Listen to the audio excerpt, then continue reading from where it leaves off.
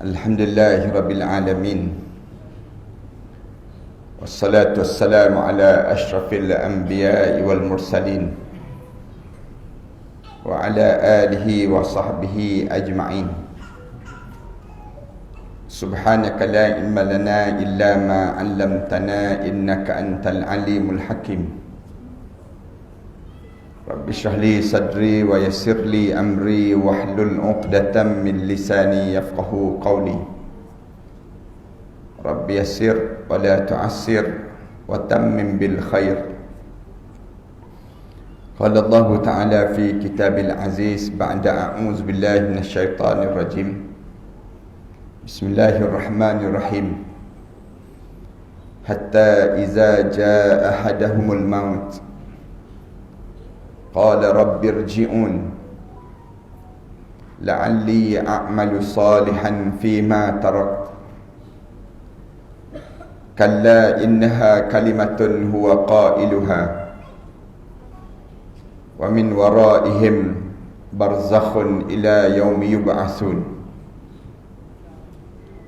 Sehinggalah sampai saat kematian di kalangan manusia itu.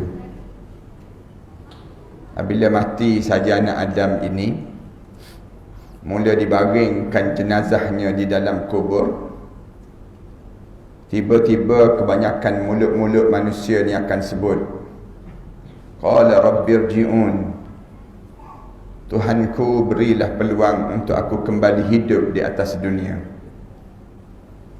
Kalaulah aku diberi peluang untuk kembali hidup di atas dunia, la'alli a'malu salihan fima tarak, aku akan buat balik amalan soleh yang aku tertinggal waktu mana aku hidup dahulu. Jawablah malaikat pada orang yang dah mati ni, kalla, jangan sekali-kali kamu harap kamu akan hidup kembali. Innaha kalimatun huwa qailuha, hanya mulut-mulut kamu saja yang mengulang kata untuk kembali hidup. Wa min waraihim barzakhun ila yaumi yub'atsun, sedangkan di belakang kamu sekarang, kamu sedang melalui saat barzakh sampailah kamu dibangkitkan balik pada hari kebangkitan nanti.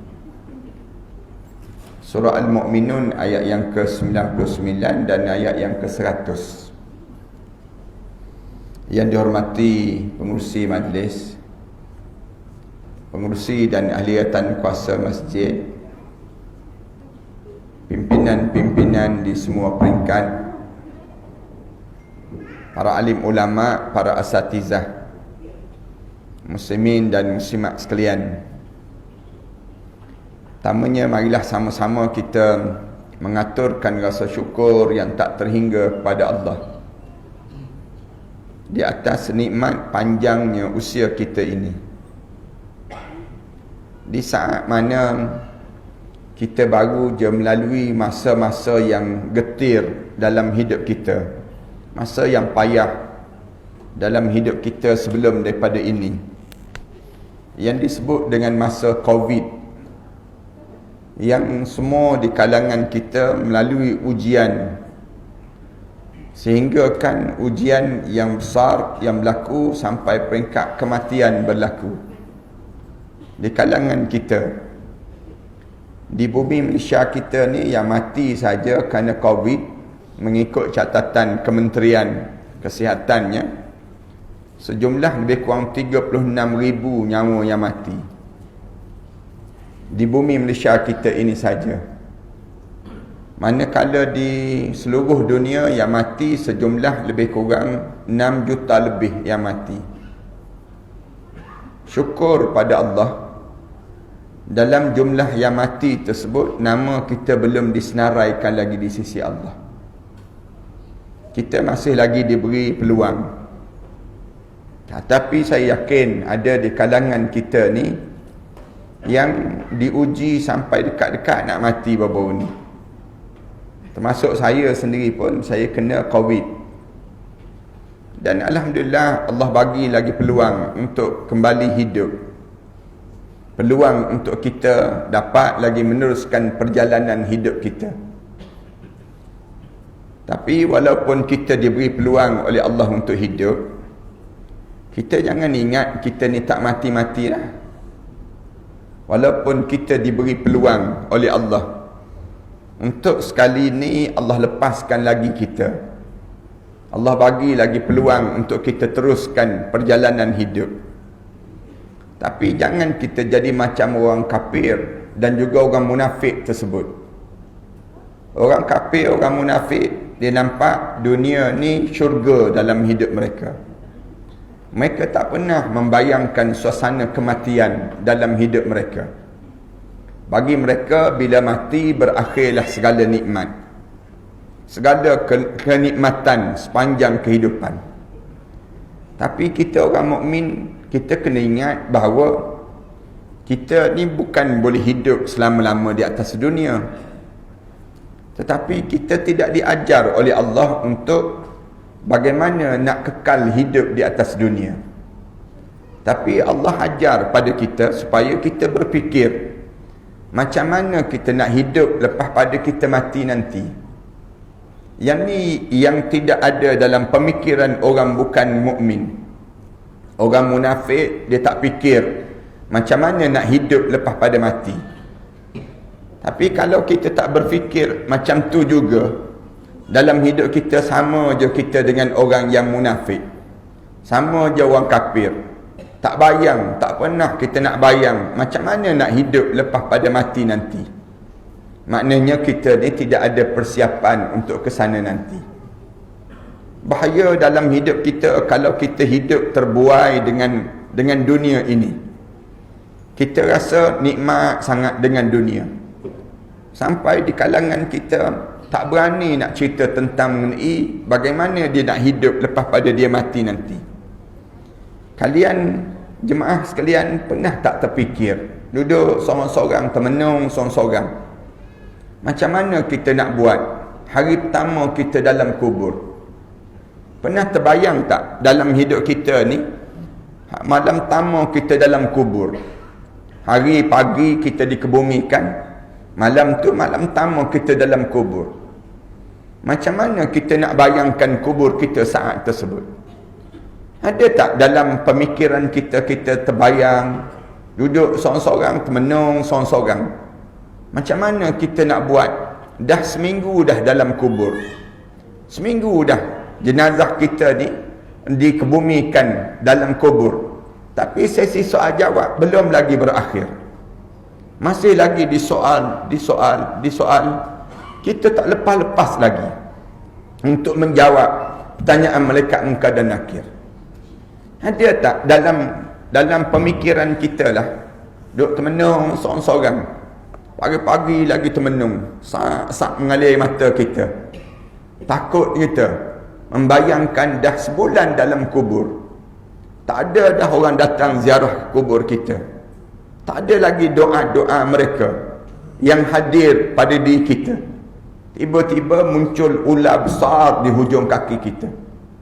Ular tersebut Rasulullah cerita warna hitam, kemudian keluar pula api yang keluar daripada yang disebut dengan daripada tubuh badan ular tadi, sedang mula membelik jasad kita, mula mematahkan tulang-tulang kita. Agak-agak macam mana kita nak buat sekarang ini kalau terjadi begitu di dalam kubur kita? Ada tak kita bayang dalam hidup kita ni, dah 10 tahun dah dalam kubur, masih lagi tak selesai sesi soal jawab kita. Di hari pertama kita berada di alam kubur ini, di alam barzah. Macam mana kita nak jadi ubah kubur kita menjadi taman pada taman-taman syurga? Nak mengubah keadaan daripada warna yang kelam, takut, mengerikan ini, tiba-tiba mengubah menjadi warna hijau yang cantik dan menjadi indah kuburan kita.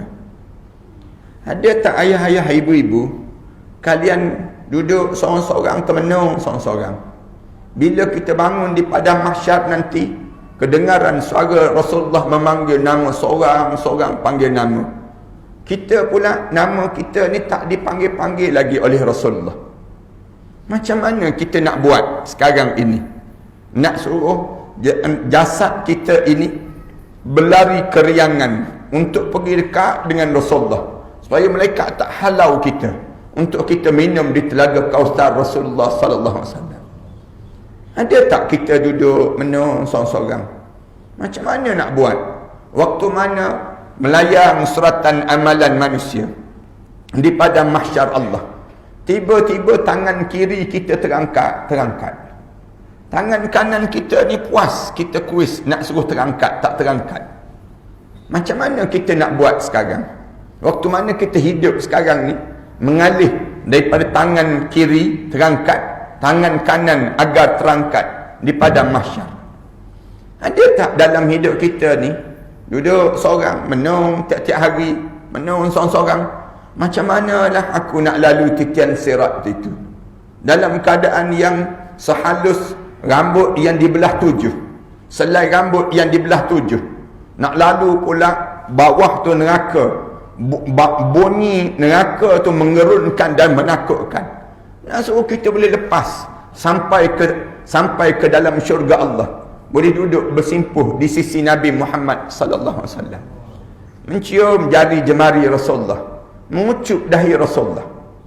Ada tak kita duduk seorang-seorang, menung seorang-seorang? Kalau kita fikir apa dalam hidup kita? Kita hidup ni, kita fikir apa? Kalaulah ibu-ibu, ayah-ayah, kalian semua sentiasa hidup berfikir begitulah dalam hidup, Rasulullah kata kalian cerdik. Kalian cerdik sebenarnya. Orang yang cerdik ini, Rasulullah mula gambarkan dalam hadis Rasulullah. Al-Qayyis, secerdik-cerdik manusia. Aqyasun nas, manusia yang paling cerdik. Rasulullah gambarkan, siapa yang paling cerdik? Orang yang rumah besar ke? Orang yang kereta dia mewah ke? Orang yang dia mempunyai follower berjuta-juta ke? Orang yang ni cerdik ke? Orang yang ada PhD ke? Yang dianggap cerdik? Orang yang digelarkan profesor ke cerdik? Tak. Rasulullah tak sebut. Ni bukan manusia yang cerdik. Rasulullah tak gambarkan ini cerdik.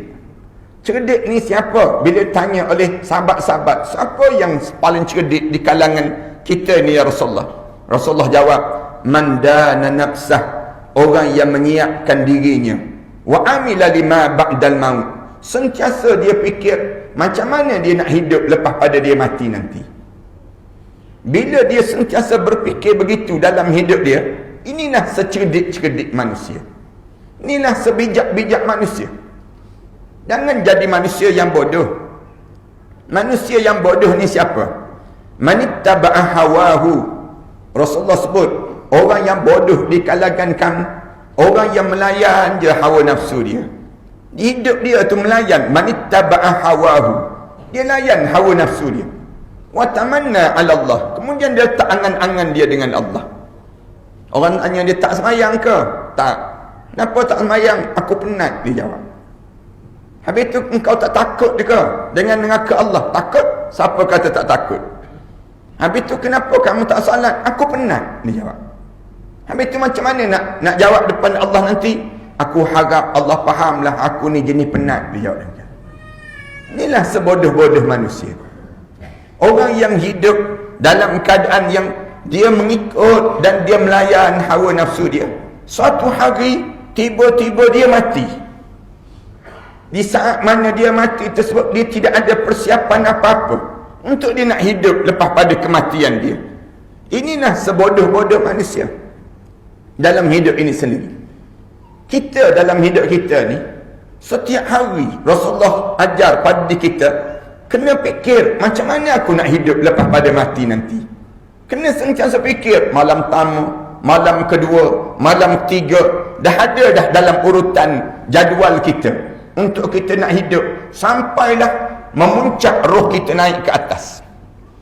Tiap-tiap hari kalian semua fikir apa dalam hidup? Dalam hidup kita ni kita fikir apa? Bangun je pagi fikir nak makan kat mana hari ni. Kita fikir nak makan apa hari ni. Yang jahat lagi, nak makan siapa hari ni. Yang jahat lagi di kalangan kita kan. Kita memikirkan itu je dalam hidup. Fikir kenyang perut je dalam hidup. Kita tak pernah nak fikir macam mana masa yang akan datang nanti. Kalau kita fikir yang sekadar perut kita fikir sekadar rumah kita, sekadar kita fikir sekitar dalam hidup kita, anak dan isteri kita, tak lebih dan tak kurang bagaikan si kafir yang memikirkan demikian. Orang kafir memikir lebih kurang kita je. Jangan kita sama dengan mereka. Rasulullah datang, Rasulullah mengubah cara hidup. Kalaupun saya boleh sebut sikit tentang kenapa sampai hari ni orang menyambut Maulidin Nabi sallallahu alaihi wasallam. Dan malam ni pun di tengah tempat bercerita tentang Maulidin Nabi. Kenapa Rasulullah didatangkan? Tujuannya untuk mengalih arah pemikiran hidup. Kita ni jangan berfikir hidup untuk di dunia. Kerana Allah ciptakan dunia ni untuk kita. Huwallazi khalaqa lakum ma fil ardi jami'a. Allah dah siap dah. Dunia ni untuk kamu semua. Satu, Allah pesan pada di kalangan kita, jangan ada rasa dengki. Kerana rezeki di kalangan kamu memang Allah dah tulis dah setiap di kalangan kita. Wa fis sama'i rizqukum wa ma tu'adun. Di arasy Allah sudah ditulis segala apa rezeki yang Allah telah tuliskan pada kita. Satu, Islam larang jangan kita terlibat dengan ilmu tilik.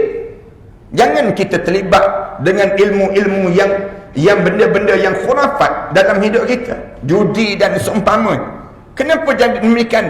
Kerana Allah dah tulis dah rezeki kita banyak mana, kemudian kahwin dengan siapa, anak berapa ramai, semua sudah disiapkan oleh Allah untuk hidup ini. Hidup di dunia Allah dah siap dah. Manakala yang kamu kena fikir ialah fikir macam mana kamu nak hidup di akhirat nanti. Bila mula kamu mati, kamu kena fikir macam mana kamu mula nak berjalan, baru kamu nak bergerak untuk kehidupan menuju kepada yang disebut dengan syurga Allah Subhanahu Wa Taala nanti. Kita kan dulu kecil-kecil dulu kan, kawan-kawan kita suka sangat tekan kat sini kan. Tekan kat sini keluar 2 biji kat sini. Kemudian dia kata 2 orang anak lah tu dia sebut. Kemudian dia tekan lagi kat sini, keluar lagi sebiji, 3 orang disebut demikian. Tengok sekarang 6 orang anak kita. Tak sama pun yang disebut dahulu. Kita suka sangat kawan kita ni, tengok telapak tangan kita ni kan, M miskin lah tu disebut demikian. Kita ni tunggu bila lah nak berubah jadi kaya dalam hidup kita. Islam datang, Islam ajar kamu tak perlu fikir yang demikian. Tapi yang kamu kena fikir, macam mana nak melepaskan diri kamu daripada ngauman api neraka Allah untuk dimasukkan ke dalam syurga Allah SWT. Yang tu yang kamu kena sentiasa menjadikan diri kamu berusaha dan berusaha untuk menyelamatkan diri kamu ini daripada api neraka Allah. Satu, Allah gunakan dengan kalimah ya ayyuhalladzina amanu qu anfusakum wa ahlikum nara. Wahai orang yang beriman pada Allah, jaga diri kamu, jaga keluarga kamu daripada apa dia? Daripada dihumban ke dalam api neraka Allah. Waquduhan nas wal hijarah. Bahan bakar dalam neraka tu terdiri daripada manusia dan juga yang disebut dengan batu batan. Alaiha malaikatun ghilazun shidadun la ya'suna Allah. Di atas neraka tu ada malaikat yang garang, yang bengis, yang menakutkan. La ya'suna Allah. Dia tak lawan perintah Allah. Ma amarahum wa yaf'aluna ma yu'marun. Apa saja yang diperintahkan oleh Allah, dia akan laksanakan oleh Allah Subhanahu Wa Taala. Semua ni mesti dibayangi dalam pemikiran kita. Kenapa saya sebut demikian di awal-awal ini? Kerana perhatikan depan kita ni ada satu penyakit yang kebanyakan kita akan kena. Penyakit ini yang digambarkan oleh Al-Quran yang saya baca di awal-awal tadi. Sebelum saya cerita tentang saat sakarat ini, saya nak sebut depan kita ni, tuan-tuan jangan kena penyakit ni. Penyakit apa? Penyakit yang lebih bahaya daripada penyakit COVID. Penyakit yang paling bahaya, yang tidak disebut oleh Kementerian Kesihatan, yang tidak disebut oleh mana-mana agensi kerajaan yang sekarang ini. Tak disebut, kecuali yang disebut oleh siapa? Nabi Muhammad sallallahu alaihi wasallam. Disebut di dalam Al-Quran penyakit ini. Penyakit apa? Penyakit menyesal tak sudah. Penyakit ni penyakit bahaya dalam hidup. Sekarang tak rasa menyesal sebab kita tak mati lagi. Tak mati lagi. Tapi kalau kita mati, malam ni, di antara malam-malam penyesalan kita. Mesti malam ni, kalaulah nama kita di antara orang yang berada dalam kubur itu, dengan amalan kita hari ini, termasuk saya sebut, mesti kita akan menyesal malam ni. Di antara malam-malam yang penuh dengan tangisan dan raungan yang belum berhenti lagi. Tapi kita jangan kena penyesalan ini, bahaya nanti. Macam mana kita tahu penyesalan ini berlaku? Al-Quran cerita berulang kali dalam hidup ini, ada 3 kali di hadapan kita ni akan menyesal. No, di kalangan kita ni akan kena penyesalan dalam hidup ini. Kali yang pertama bila? Kali yang pertama inilah yang dimaksudkan oleh tuan-tuan saat sakaratul maut.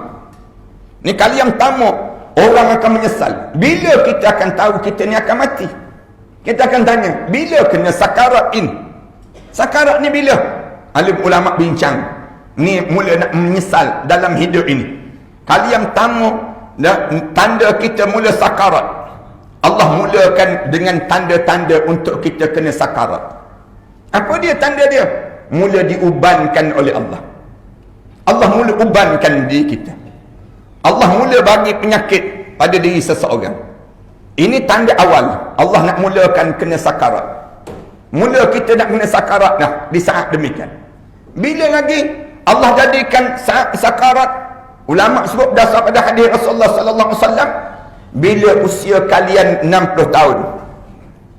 Bila usia kalian umur 60 tahun, kalian mula melalui masa-masa sakarat.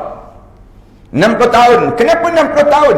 Rasulullah sebut, a'maru ummati baina 60 wa 70. Umur umat aku di antara 60 tahun hingga 70 tahun saja.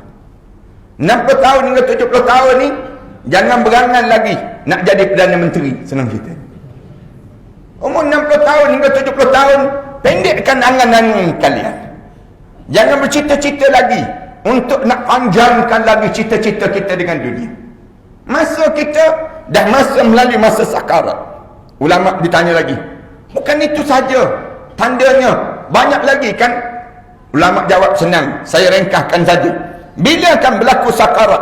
Bila hijab mata mula diselak oleh para malaikat Allah. Bila hijab mata sekarang ni, mata kita ni nampak yang zahir. Yang di sebalik itu alam malakut kita tak nampak. Siapa yang kata dia nampak jin, dia kata dia nampak jin, sama ada dia sedang sakit ataupun dia kanak-kanak yang belum lagi ditutup hijab mata dia, ataupun dia dah nak mati.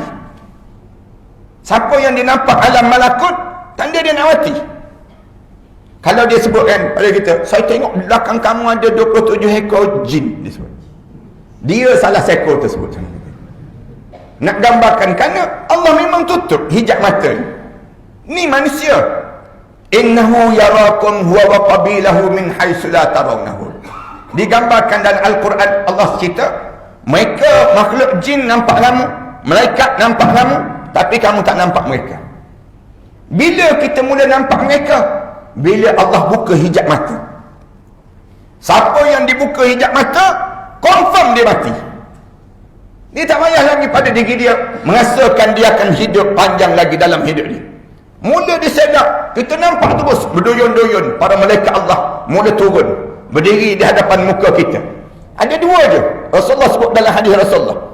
Saat mana kematian mula datang, nak berlakunya sakarat pada diri seorang, malaikat mula datang, sama ada wajah yang indah, cantik, kemudian dalam keadaan putih, bersih, berbau wangi, kemudian dia datang berdiri di hadapan muka kita, memberi salam kalimah yang tayyibah, dan dia akan mula memanggil dengan kalimah-kalimah yang baik.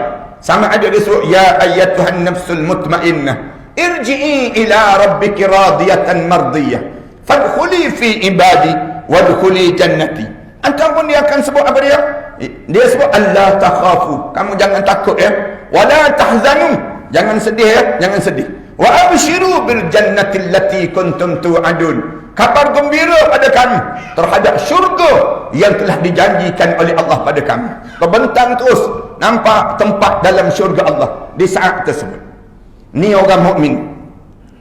Manakala orang munafik, orang yang disebut kafir, dua kumpulan ni bila berdiri saja malaikat Israel berdiri depan muka dia sebut terus dalam keadaan menakutkan, dalam keadaan menggerunkan, bau yang busuk yang amat sangat. Malaikat sebut, wahai anak Adam, aku cari sedikit air untuk kamu telan, sudah tidak ada. Aku cari sepatah kataan yang keluar daripada mulut kamu, sudah tidak ada. Aku cari selangkah untuk kamu melangkah, sudah tidak ada. Wahai roh, sila keluar daripada jasad ini. Bila sebut keluar daripada jasad ini, bertempiaran lari roh ini, lari daripada badan ini, kemudian terus dia masuk terus. Bila dia nak masuk tersebut, terkeluar kalimah yang tamu yang keluar daripada mulut manusia, penyesalan dalam hidup. Tuan-tuan jangan sebut kalimah ni. Kalimah ni jangan sebut depan malaikat sebentar lagi. Dia sebut apa dia? Laula akhartani ila ajalin qarib. Malaikat, boleh tak bagi tahu pada Allah, saya tak nak mati lagi. Dia mula sebut dan Allah rakam. Kebanyakan mulut-mulut manusia yang terbaring saja tu, tuan-tuan tengok jenazah dia tu, dia baru lepas deal dengan malaikat. Dia baru lepas berbincang dengan malaikat. Dia sebut dengan malaikat, laula akhartani ila ajalin qarib. Malaikat, boleh tangguh tak sekejap? Jangan bagi mati lagi malaikat. Jangan bagi mati lagi. Kenapa tak nak mati lagi? Fa as-saddaqa. Saya nak bagi semua ni yang sedang saya cari di atas dunia ni, saya cari banyak atas dunia ni, tak sempat nak bersedekah. Wa akum minas salihin. Sekarang juga saya nak menjadi hamba Allah yang saleh. Sekarang saya yakin lah.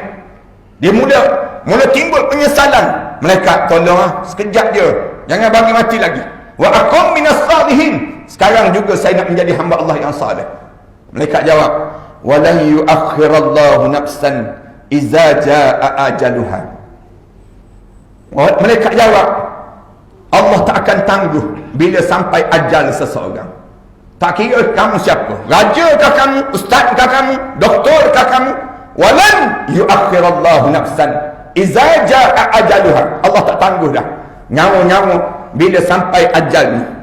Bahasa mudahnya malaikat sebut, dah terlambat bro, katanya malaikat. Sekarang baru nak minta tangguh. Allah dah bagi dah peluang hidup, Allah dah bagi dah.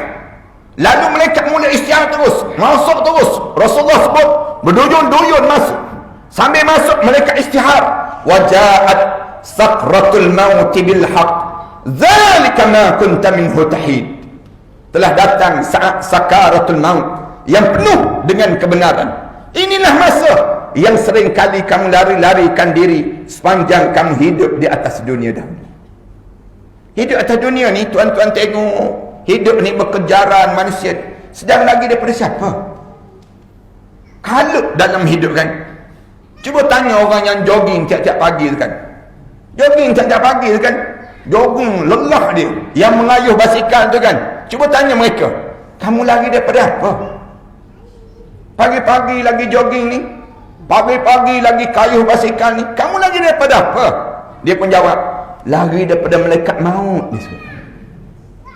Supaya malaikat maut tak cukup je nyawa kita. Hidup ni kan, jangan malaikat maut cukup je nyawa. Kalau dah kena cukup nyawa, habis.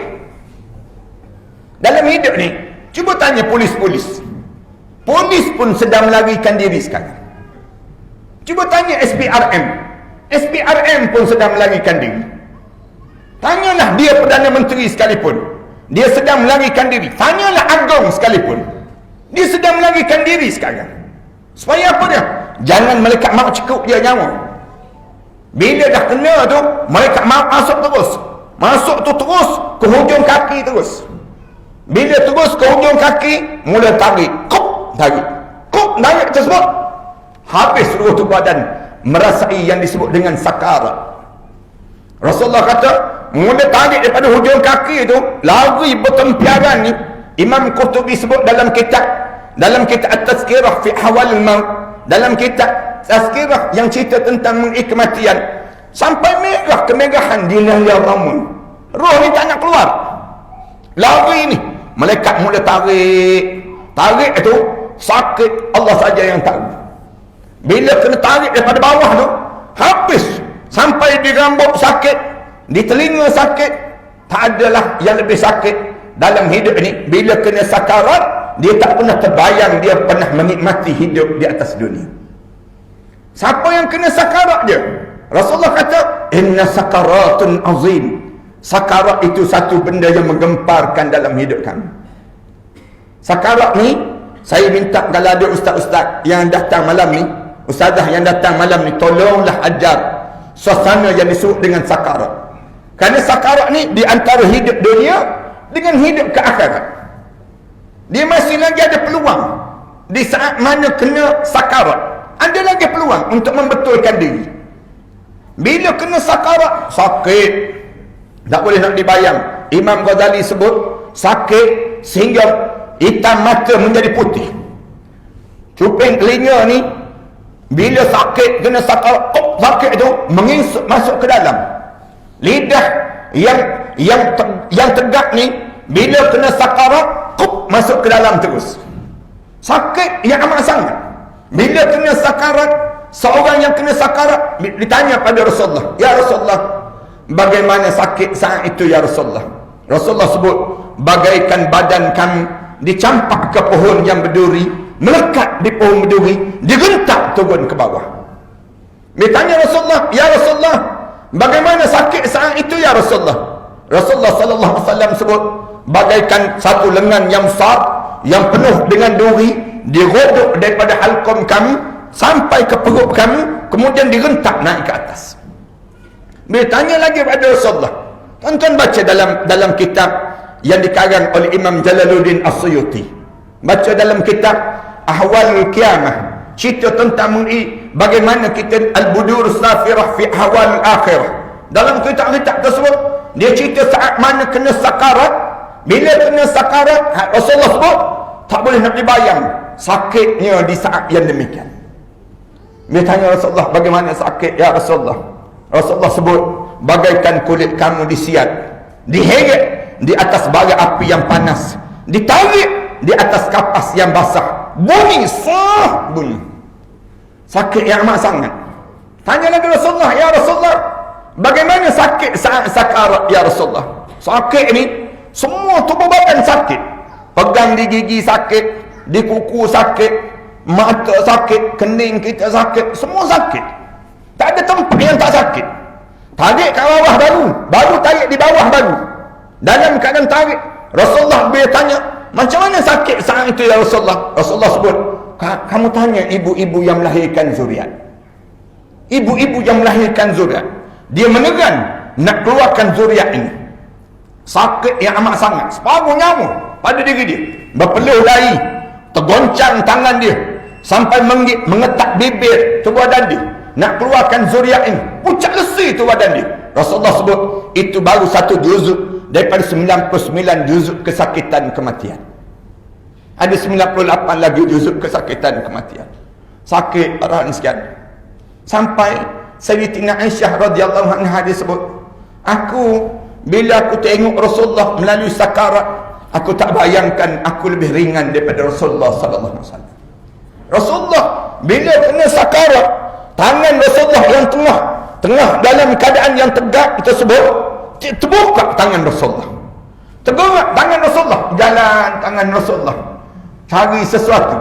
Sayyidatina Aisyah radhiyallahu anha, ibu kita ni ditengok Rasulullah cari sesuatu. Aisyah radhiyallahu anha ambil bekas air, letak dekat telapak tangan Rasulullah. Rasulullah celup telapak tangan Rasulullah dalam bekas air. Rasulullah angkat tangan Rasulullah. Rasulullah sapu di atas muka Rasulullah ni, sapu dengan air tersebut. Rasulullah sebut, la ilaha illa anta Allahumma a'inni ala sakaratil maut. Tidak ada Tuhan melainkan kamu ya Allah, tolong bantulah aku dalam melalui sakaratul maut ini ya Allah. Sakit sungguh. Sampai riwayat yang berbeza-beza cerita, sampai malaikat Jibril berpaling. daripada melihat wajah Rasulullah dalam keadaan yang Rasulullah melalui sakarat, bincang sakit tersebut, baru ujung kaki baru kumpulan yang pertama baru tarik. Yang jadi masalahnya, syaitan pula datang. Syaitan mula sebut, relax bro, relax, bertenang, tak mati katanya syaitan. Sikit je ni, kita pula keliru. Apa benda yang berlaku ni? Sakit apa ni? Sebab dalam keadaan yang teragak-agak, mati ke tak mati, syaitan pula sebut, kamu tak mati ni. Tarik, sambil tak mati tu sampai ke lutut. Bila tarik sampai ke lutut, masuk kumpulan yang kedua, tarik lagi daripada lutut ni, tarik naik ke atas, naik sikit lagi. Masa ni saya nak pesan pada para hadirin sekalian, ingat betul-betul ayah-ayah, ibu-ibu, kalau kalian melalui masa sebegini, jangan berhenti sebut la ilaha illa anta subhanaka inni kuntu minaz zalimin. Biar sempat 40 kali sebut. Ni maksud ni, jangan terbuang, jangan borak panjang lagi. Jangan sibuk tanya restoran tu buka tak buka. Jangan sibuk lagi nak bercakap tentang hal dunia. Bila sedang melalui saat tersebut, ni masa sakarat. Kemudian tarik daripada lutut, naik sampai ke pusat. Bila sampai ke pusat, jangan berhenti daripada sebut qul huwallahu ahad Allahus samad lam yalid wa lam yulad wa lam yakul lahu kufuwan ahad. Biar sempat 40 kali. Ada orang yang sempat. Bila sampai saja di pusat ni, tiba-tiba sejuk di pusat masing-masing. Sejuk yang amat sangat. Sejuk ni digambarkan dalam kitab macam kita selam tangan kita dalam ais, kita biarkan dia sampai beku tu, ais tu melekat di tangan kita ni, kita tarik naik ke atas. Sejuk sangat. Bila sampai di pusat tu, di sejuk sangat tersebut, tiba-tiba malaikat lepas. Kumpulan yang kedua ni dia akan lepas. Biasanya terjadi demikian. Bila dia lepas saja roh kita tersebut, roh itu turun balik. Jangan keliru. Waktu mana roh sedang turun tu, syaitan sebut, kan aku dah kata tak mati. Kamu rasa sendiri kan dia turun. Bila malaikat lepas saja roh di pusat kita, roh kita ni turun. Syaitan sebut, kan aku dah kata tadi tak mati. Mana mati lagi ni? Kamu tak mati kan? Kamu rasa sendiri kan roh ni sedang turun kan? Kamu rasa kan? Katanya syaitan. Kita pun ya tu, tengah turun tu, dipegang kumpulan yang tiga, masuk, pegang roh kita ni, bawah saja kemaluan kita, ataupun di tengah kemaluan kita, digentak daripada bawah, zup, naik sampai ke halqum. Bila sampai ke halqum saja, tergamam dia, Allah mati, perasan, mati. Bila sebut mati tersebut, kebanyakan mulut-mulut manusia akan mendedahkan ke dalam hidup dia ni, mula dia rasa menyesal dalam hidup dia. Terkeluar daripada mulut dia kali yang kedua penyesalan, dia sebut, qul inni tubtul an. Aku taubat sekarang ya Allah, disebut. Ni tuan-tuan jangan sebut. Bila dah sampai di halqah, jangan sebut qul inni tubtul an. Saya taubat sekarang ya Allah. Bila kena sebut taubat ni, sekarang lah. Sekarang ni mulut kita ni jangan berhenti sebut Rabbighfirli, Allahumma ghfirli. Kita sebut wa tub alayya. Ulang yang tu je di bibir kita ni. Tapi kenapa kita sekarang kita biarkan bibir kita bercakap benda-benda yang tak ada manfaat, menyebut kalimah-kalimah yang tak membersihkan jiwa kita? Kenapa sampai di halqum, tiba-tiba sampai di halqum, mulut dia sebut qala inni tubtul an. Aku taubat sekarang ya Allah. Malaikat turun. Malaikat jawab, walaisatit taubatu lil ladina ya'maluna as-sayyi'at. Tidak dianggap taubat orang yang membiarkan perjalanan hidup dia leka dia dengan perkara yang buruk, hatta iza hadar ahdahumul maut, sehinggalah roh dia sampai di halqah, qala inni tubtul an. Lalu dia sebut, sekarang saya taubat ya Allah. Allah tak terima taubat, tak dianggap taubat. Lalu turun malaikat yang lain. Malaikat yang lain sebut, kalla, hidup ni jangan begitu. Hidup ni jangan tak terfokus. Hidup ni biar berfokus dalam hidup. Iza balaghatit taraqi, ketika mana roh kamu direntak sampai taraqi. Taraqi ni maknanya dia halqam kamu. Wa qila man raq, siapa yang boleh turunkan balik roh kamu sekarang? Kamu ustaz kan? Ustaz, kamu turunkan roh kamu sekarang. Kamu doktor kan? Kamu turun roh kamu sekarang. Kamu tuanku kan? Kamu turun roh kamu sekarang. Wa qila man raq wa dhanna annahu al-firaq. Dia pun perasan, mati dah aku, mati ya, habis aku. Wa qila man raq wa dhanna annahu al-firaq wal taffatis saq bis-saq. Mata dia terbeliak, pandang kanan, pandang kiri, habis mati aku. Di waktu ini bunyi satu benda yang patah dekat halkum. Kop sekali tersebut, bunyi itu benda yang kuat menggemparkan dada dia, tersembur roh ni keluar daripada mata masing-masing. Na'udzubillah min dzalik. Keluar saja bau busuk yang amat sangat. Masuk malaikat pegang, sambil yang keluar bau busuk tu, bunyi patah kop sekali terus keluar yang bau busuk tersebut, kemudian malaikat tepuk terus. Beratur malaikat yang warna hitam tu, tepuk roh ni, mampus roh ni, jahat. Disebut demikian. Sambil masukkan dalam bekas yang warna hitam, bau busuk, Rasulullah sebut dua makhluk je yang tak bang. Makhluk yang lain semua bang. Jin dan juga manusia yang tak bang. Manakala yang lain semua bang. Cicak-cicak dalam rumah, ikan puyuh, segala benda dalam rumah kita semua bau busuk. Hanya yang amat sangat. Mula ditutup bekas tersebut. Bila tutup saja, naik roh ini. Penjaga langit yang pertama tanya, roh siapakah ini? Penjaga langit yang pertama tanya terus, roh siapakah ini? Lalu dijawab, roh fulan bin fulan, fulanah binti fulan. Penjaga langit yang pertama sebut, celaka dan bangsalah roh ini. Hidup dalam keadaan jahat, mampus pun dalam keadaan jahat. Bila begitu saja, roh ni cuba menembusi langit yang pertama, naik langit yang kedua, yang ketiga, kedengaran di arasy Allah sebut, tentukan dia dalam neraka sijin. Na'udzubillah min dzalik. Turun roh, diri di hujung kepala masing-masing. Ada satu riwayat yang cerita roh orang mukmin, mudah-mudahan kita semua insya-Allah, bila meninggal dunia saja, keluar ni sampai di halqum ni, sampai di halqum, bibir disebut terus, la ilaha illallah Muhammadur Rasulullah. Mudah-mudahan semuanya hadir malam ni insya-Allah. Rasulullah sebut, man qala la ilaha illallah dakhala fi akhir umrihi dakhala al-jannah. Siapa yang boleh sebut la ilaha illallah di akhir perkataan yang keluar daripada bibirnya, dijamin tempat dia dalam syurga Allah SWT. Mulut dia akan sebut. Bahkan Rasulullah cerita orang mukmin, kalau dia ni orang yang saleh, yang berusaha sungguh-sungguh dekat dengan dia meninggal dunia tersebut, mereka akan cari kat mana la ilaha illallah. Cari dekat telapak tangan dia tak ada, cari dekat sebelah kanan kiri tak jumpa, cari dalam ubun-ubun kepala dia tak ada, cari dekat telapak kaki dia tak ada, cari dalam hati dia tak jumpa. Tiba-tiba mereka sebut, ya Allah, tak ada dia, ya Allah, tak ada la ilaha illallah, tak ada dalam tubuh badan dia.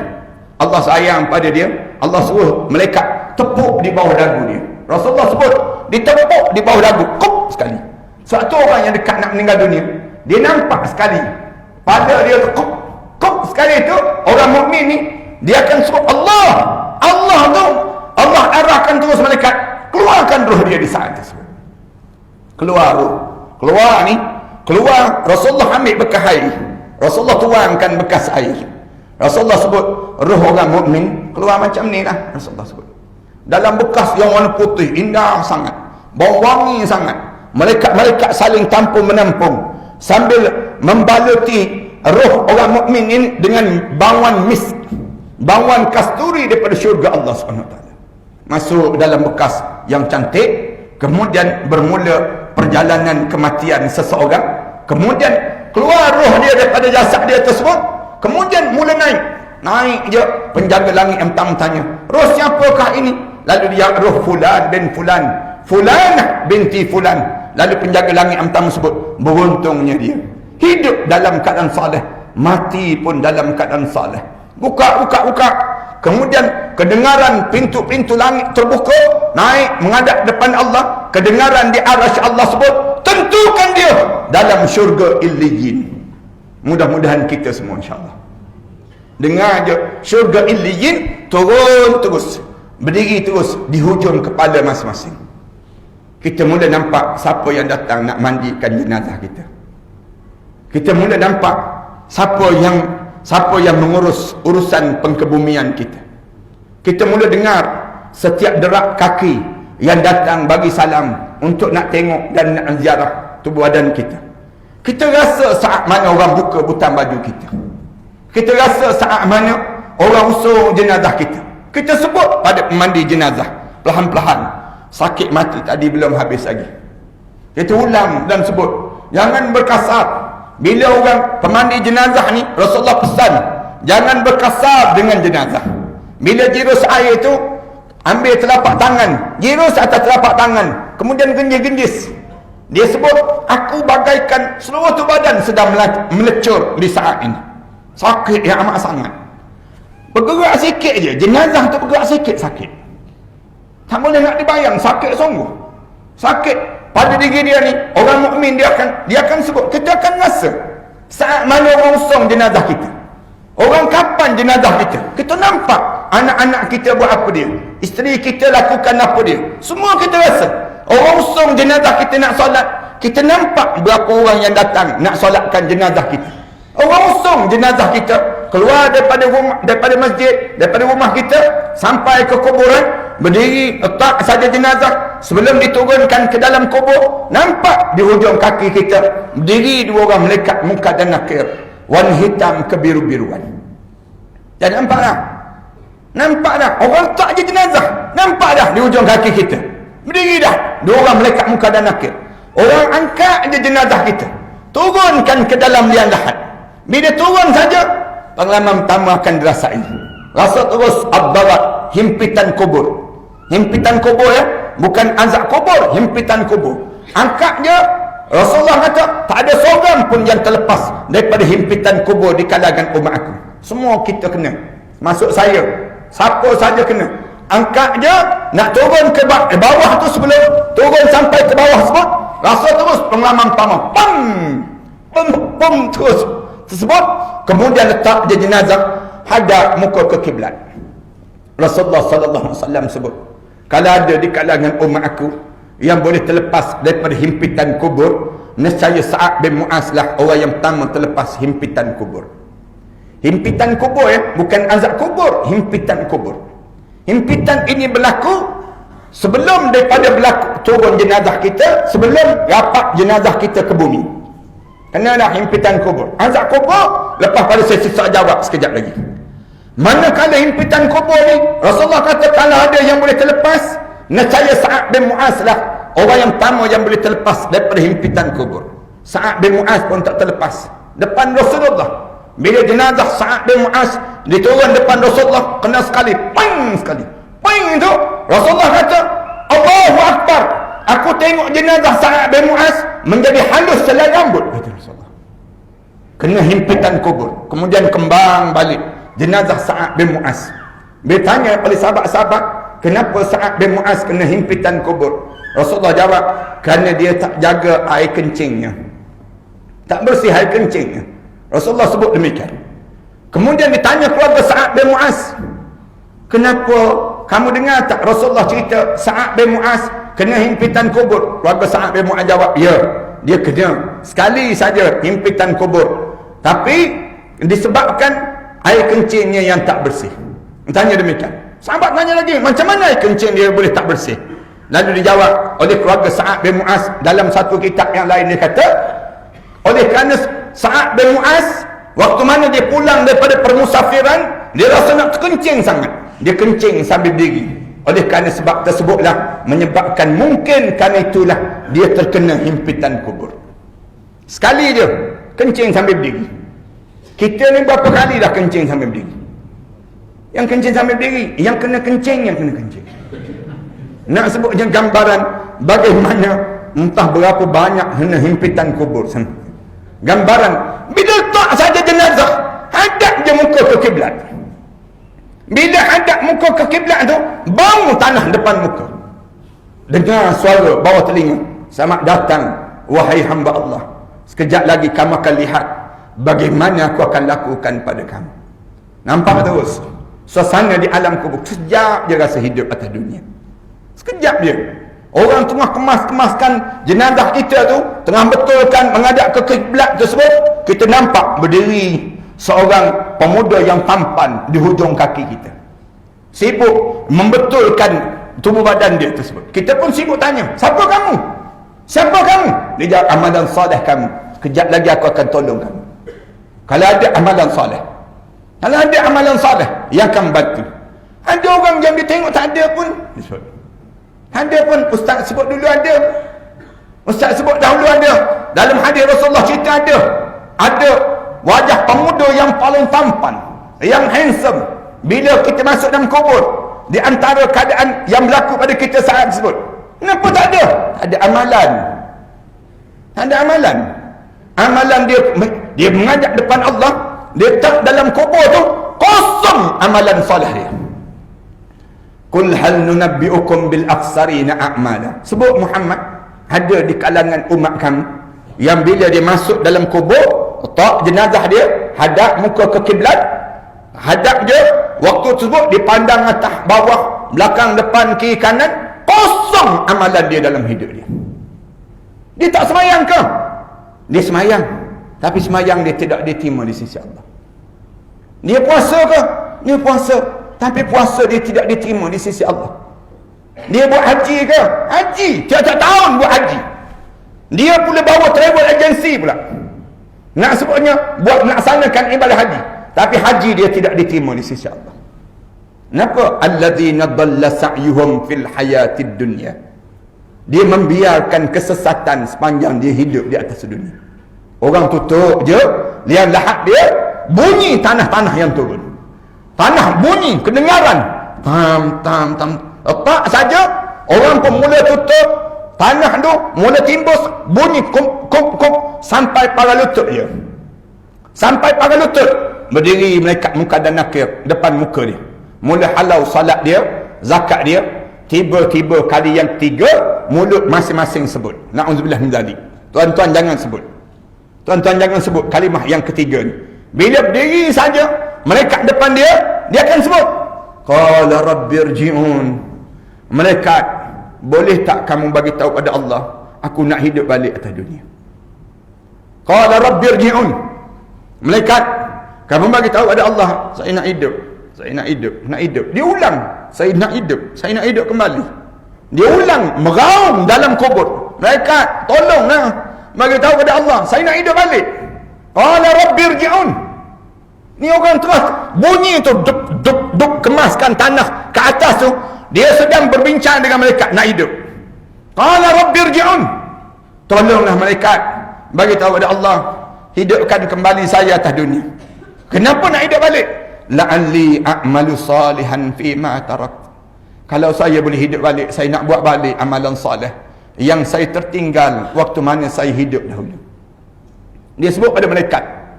Dia ulang malaikat. Kalau saya boleh hidup balik, la'alli a'malu salihan fi ma tarak. Saya nak buat balik amalan soleh yang saya tertinggal waktu mana saya hidup dahulu. Maknanya dia ni orang Islam ni. Kalau orang kafir mana tahu amalan soleh? Mana dia dapat tahu amalan soleh? Lalu alim ulama kata, ni mesti orang Islam yang melawan macam ni. Mereka jawab pada dia, kalla, jangan harap kamu boleh hidup balik. Innaha kalimatun huwa qailuha. Mulut kamu je yang ulang kata nak hidup. Wa min waraihim barzakhun ila yaumi yub'atsun. Sedangkan di belakang kamu sedang melalui saat barzakh, sampailah kamu dibangkitkan balik pada hari kebangkitan nanti. Tuan-tuan, orang mukmin bila tak je dalam kubur, mereka tanya, man rabbuk, wa man nabiyyuk, wa man dinuk. Tanya je soalan sebut, ma rabbuka, wa ma nabiyyuka, wa ma dinuka. Orang mukmin ni, Rasulullah kata, masuk terus roh dia dalam kepala ni. Ada bahagian kepala, ada yang bahagian sampai dada, ada yang sebut masuk sampai tahap perut dia, roh dia ni masuk. Bila begitu saja, mereka tanya, man rabbuk, siapa Tuhan kamu? Ma rabbuka. Tanya soalan demikian, dengannya mulut. Dia mula buka mulut. Nganga mulut dia. Malaikat ulang kali yang kedua. Ma rabbuka? Man rabbuk? Hanya soalan kali yang kedua ni. Bunyi di gerham dia. Dia nak jawab. Dia nak jawab. Orang mukmin. Malaikat ulang kali yang ketiga. Sampai 3 kali disebut dalam hadis Rasulullah sebut. Man rabbuk? Ma rabbuka? Dia jawab, Allahu Rabbi. Dia jawab, Allahu Rabbi. Bila Allahu Rabbi tu, lapang terus kubur dia. Terbuka terus kubur. Berubah menjadi warna hijau yang cantik. Rasulullah sebut dalam hadis Rasulullah, selapang mani paling tidak seluas 70 hasta. Paling tidak kubur itu akan berubah menjadi seluas lebih kurang 70 hasta.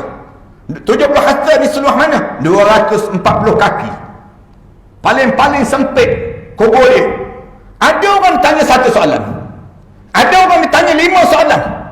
Ada orang ditanya 17 soalan. Ada yang ditanya 3 hari 3 malam belum berakhir. Ada yang ditanya bertahun-tahun belum berakhir. Zaman Nabi Isa AS, seorang lelaki yang dibangkitkan oleh Nabi Isa AS. Nabi Isa AS ni di antara Nabi yang mukjizat dia boleh menghidupkan orang mati. Allah bagi pada Nabi Isa AS. Dibangkitkan satu kubur. Bangun kamu. Bila bangun saja, Nabi Isa AS sebut, sedang apa yang berlaku pada kamu? Aku sedang disoal di hari pertama aku sampai hari ini belum lagi berakhir. Tentang apa dia? Tentang pencungkil gigi. Pencungkil gigi. Lalu tanya, tentang pencungkil gigi, kamu ditanya sejak daripada kamu mati sampai hari ini, bagaimana tentang pencungkil gigi tadi? Aku telah menjual kayu api pada seseorang. Kayu api tersebut dia minta hantar ke rumahnya.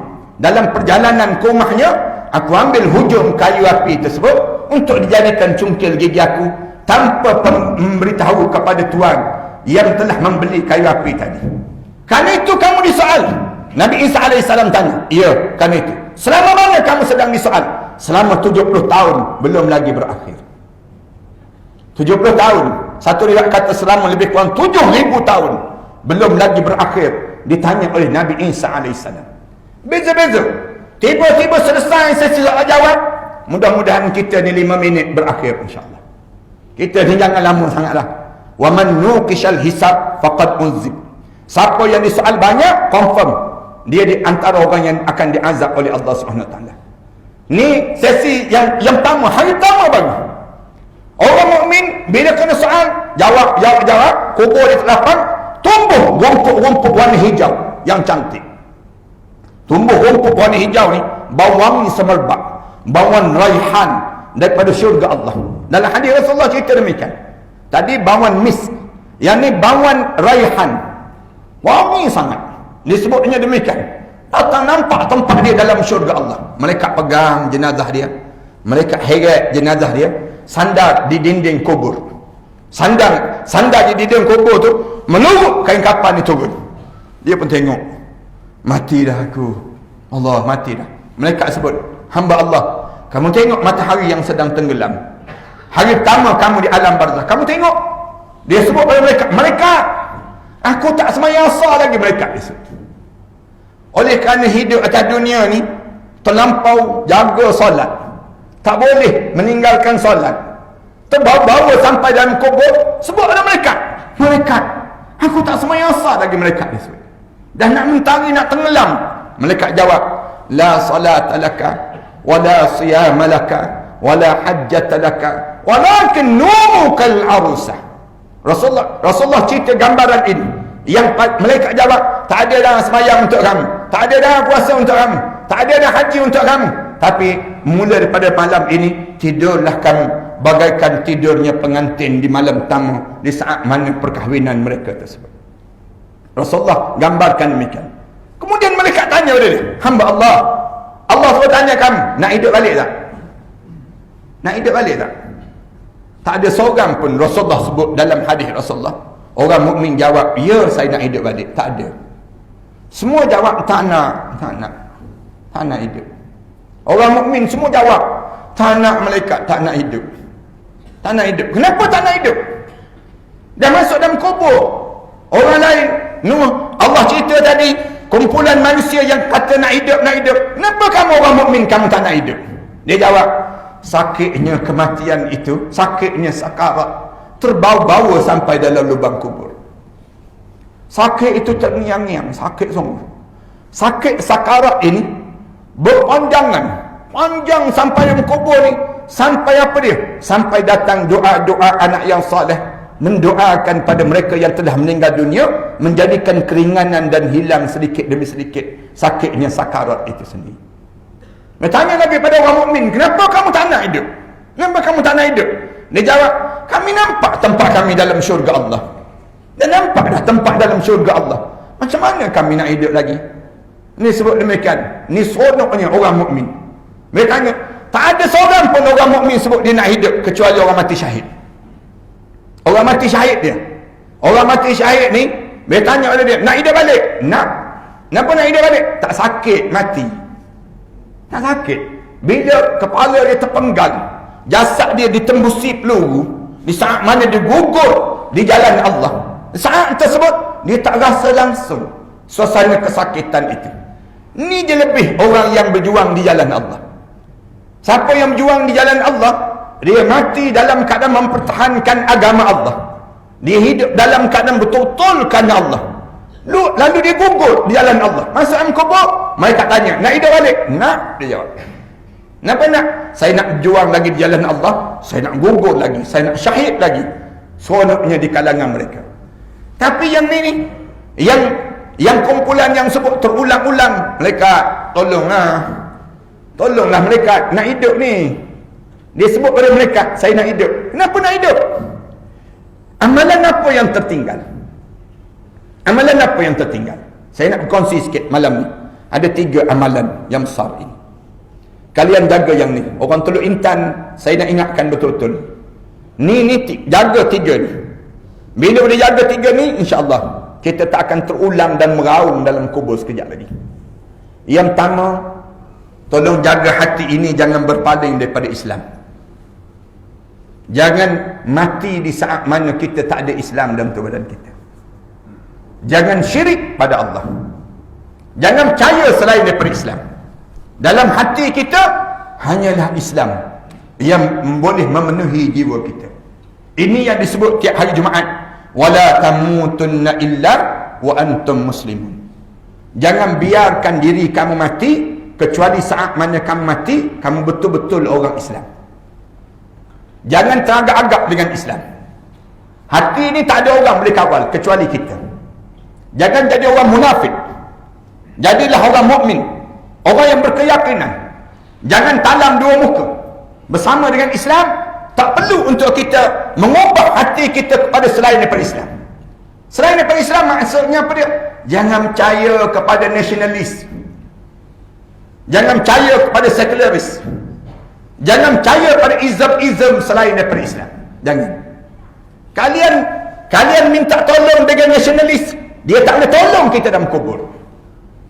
Kalian minta tolong dengan sekularis, dia tak boleh tolong kita dalam kubur.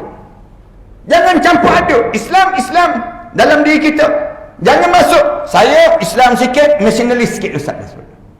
Saya Islam sikit, kapitalis sikit. Jangan mencampur. Al-Islam huwal Islam. Islam ni Islam. Islam ni Islam dalam dada tubuh badan seorang.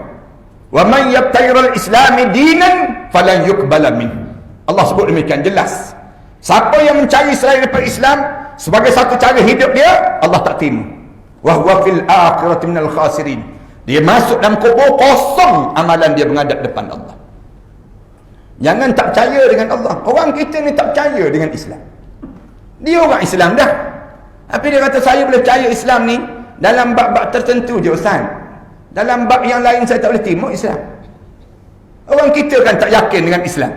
Pergi ke bank, pegawai bank tanya, nak buat loan cara Islamik ke cara konvensional?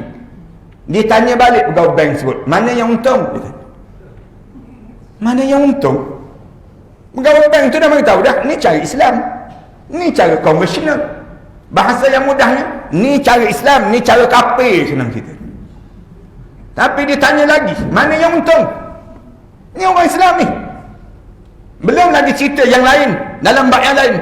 Anak-anak, orang tanya dia, tak nak menghafal Quran ke, belajar Quran ke? Dia tanya balik, ada masa depan ke? Anak-anak ni kalau belajar Quran je, dia nak kerja benda. Lah kita kata bukan nak suruh belajar Quran saja. Lepas pada dapat Al-Quran, kamu belajarlah yang lain pun, tak ada masalah. Tapi yang orang kita ni kan, dia boleh sebut, saya tak percaya agama saya tak percaya. Saya lebih percaya dengan liberal, saya lebih percaya dengan sekular dibandingkan dengan sekolah agama. Padahal saya minta maaf ni sebut, yang kita belajar dahulu, bila kita dah sekarang ni, bila kita dah habis dah belajar, kita memulakan kehidupan, kita tak guna-guna pun yang kita belajar dahulu. Kita habis masa je kita belajar benda yang kita tak guna. Dulu kan belajar kan sejarah para miswara, ingat kita, hafal kita. Bila habis belajar ni, tak guna-guna pun para miswara tersebut. Yang kita guna apa dia? Uping-uping je dalam hidup kita. Yang kita belajar dulu untuk apa? Mengapa yang kita kena guna kita tak belajar?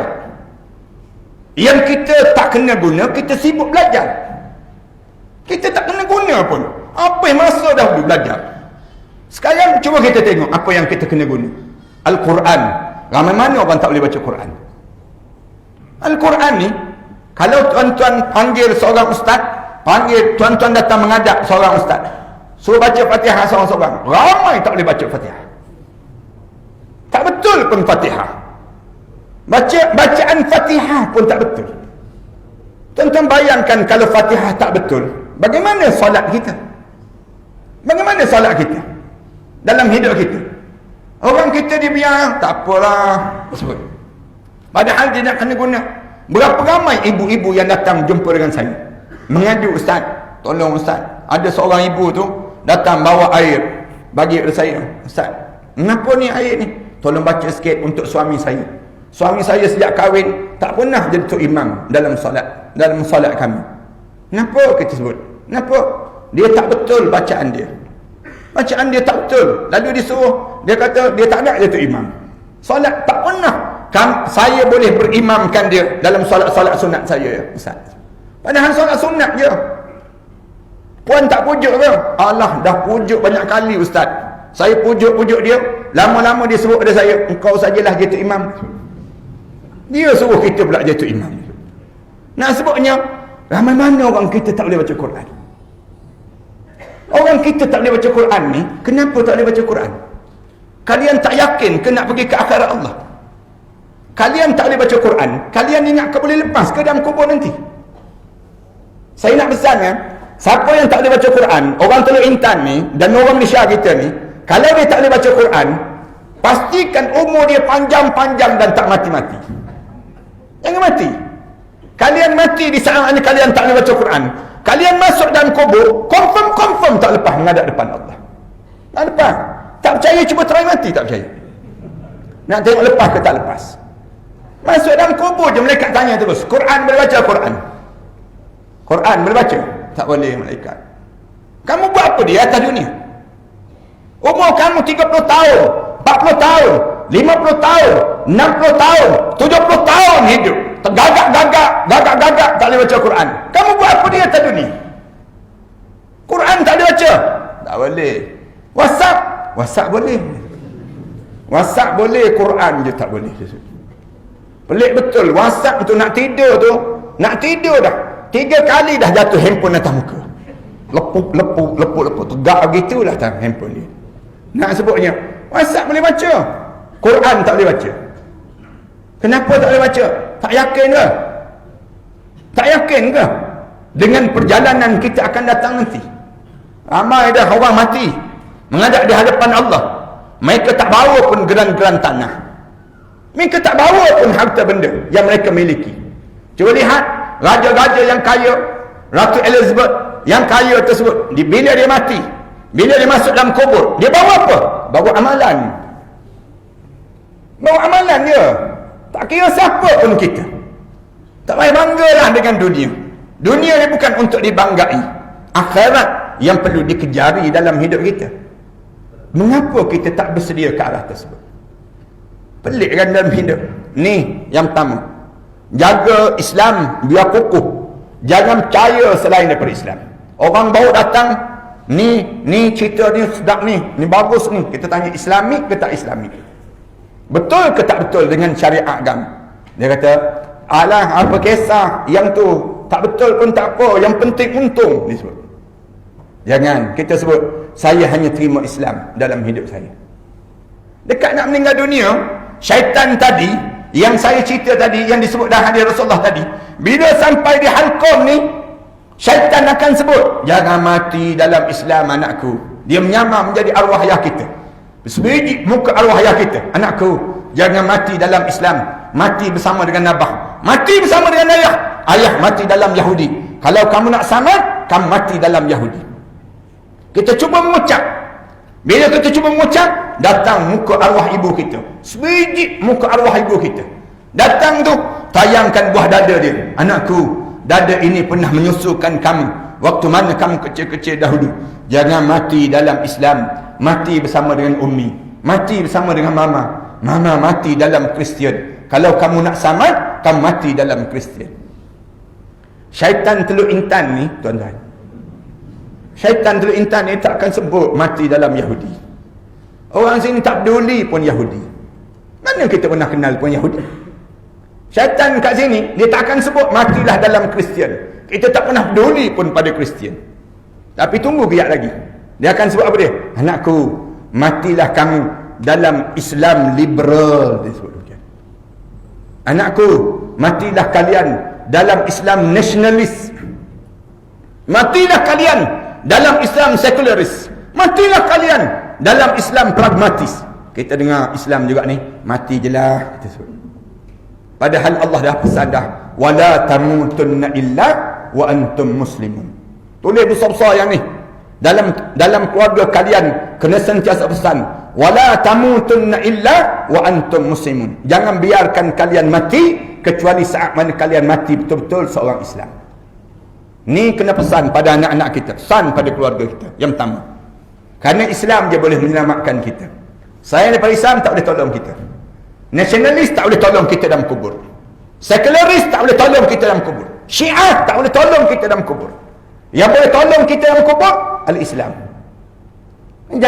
Jangan tolak Islam, jangan kita nafikan bagaimana besarnya nilai Islam dan badan setiap mukmin ini sendiri. Yang pertama. Yang kedua, tolong jaga ibadah dalam hidup. Kalau tidak, kalian akan menyesal. Ibadah apa yang kena jaga? Ibadah solat. Yang pertama, tolong jaga solat. Siapa yang pernah tinggalkan solat, tolong qada sekarang. Peluang kita qada. Ayah-ayah, ibu-ibu, kalian mesti menjadi orang yang benar-benar jaga solat dalam hidup. Tanpa solat, kalian tak berjaya. Tak usah ceritalah hebat macam mana pun hidup dia. Tak usah ceritalah bagaimana besar dalam hidup dia yang disebut dengan kekuatan pada diri. Tapi kalau dia tak solat, orang ini gagal.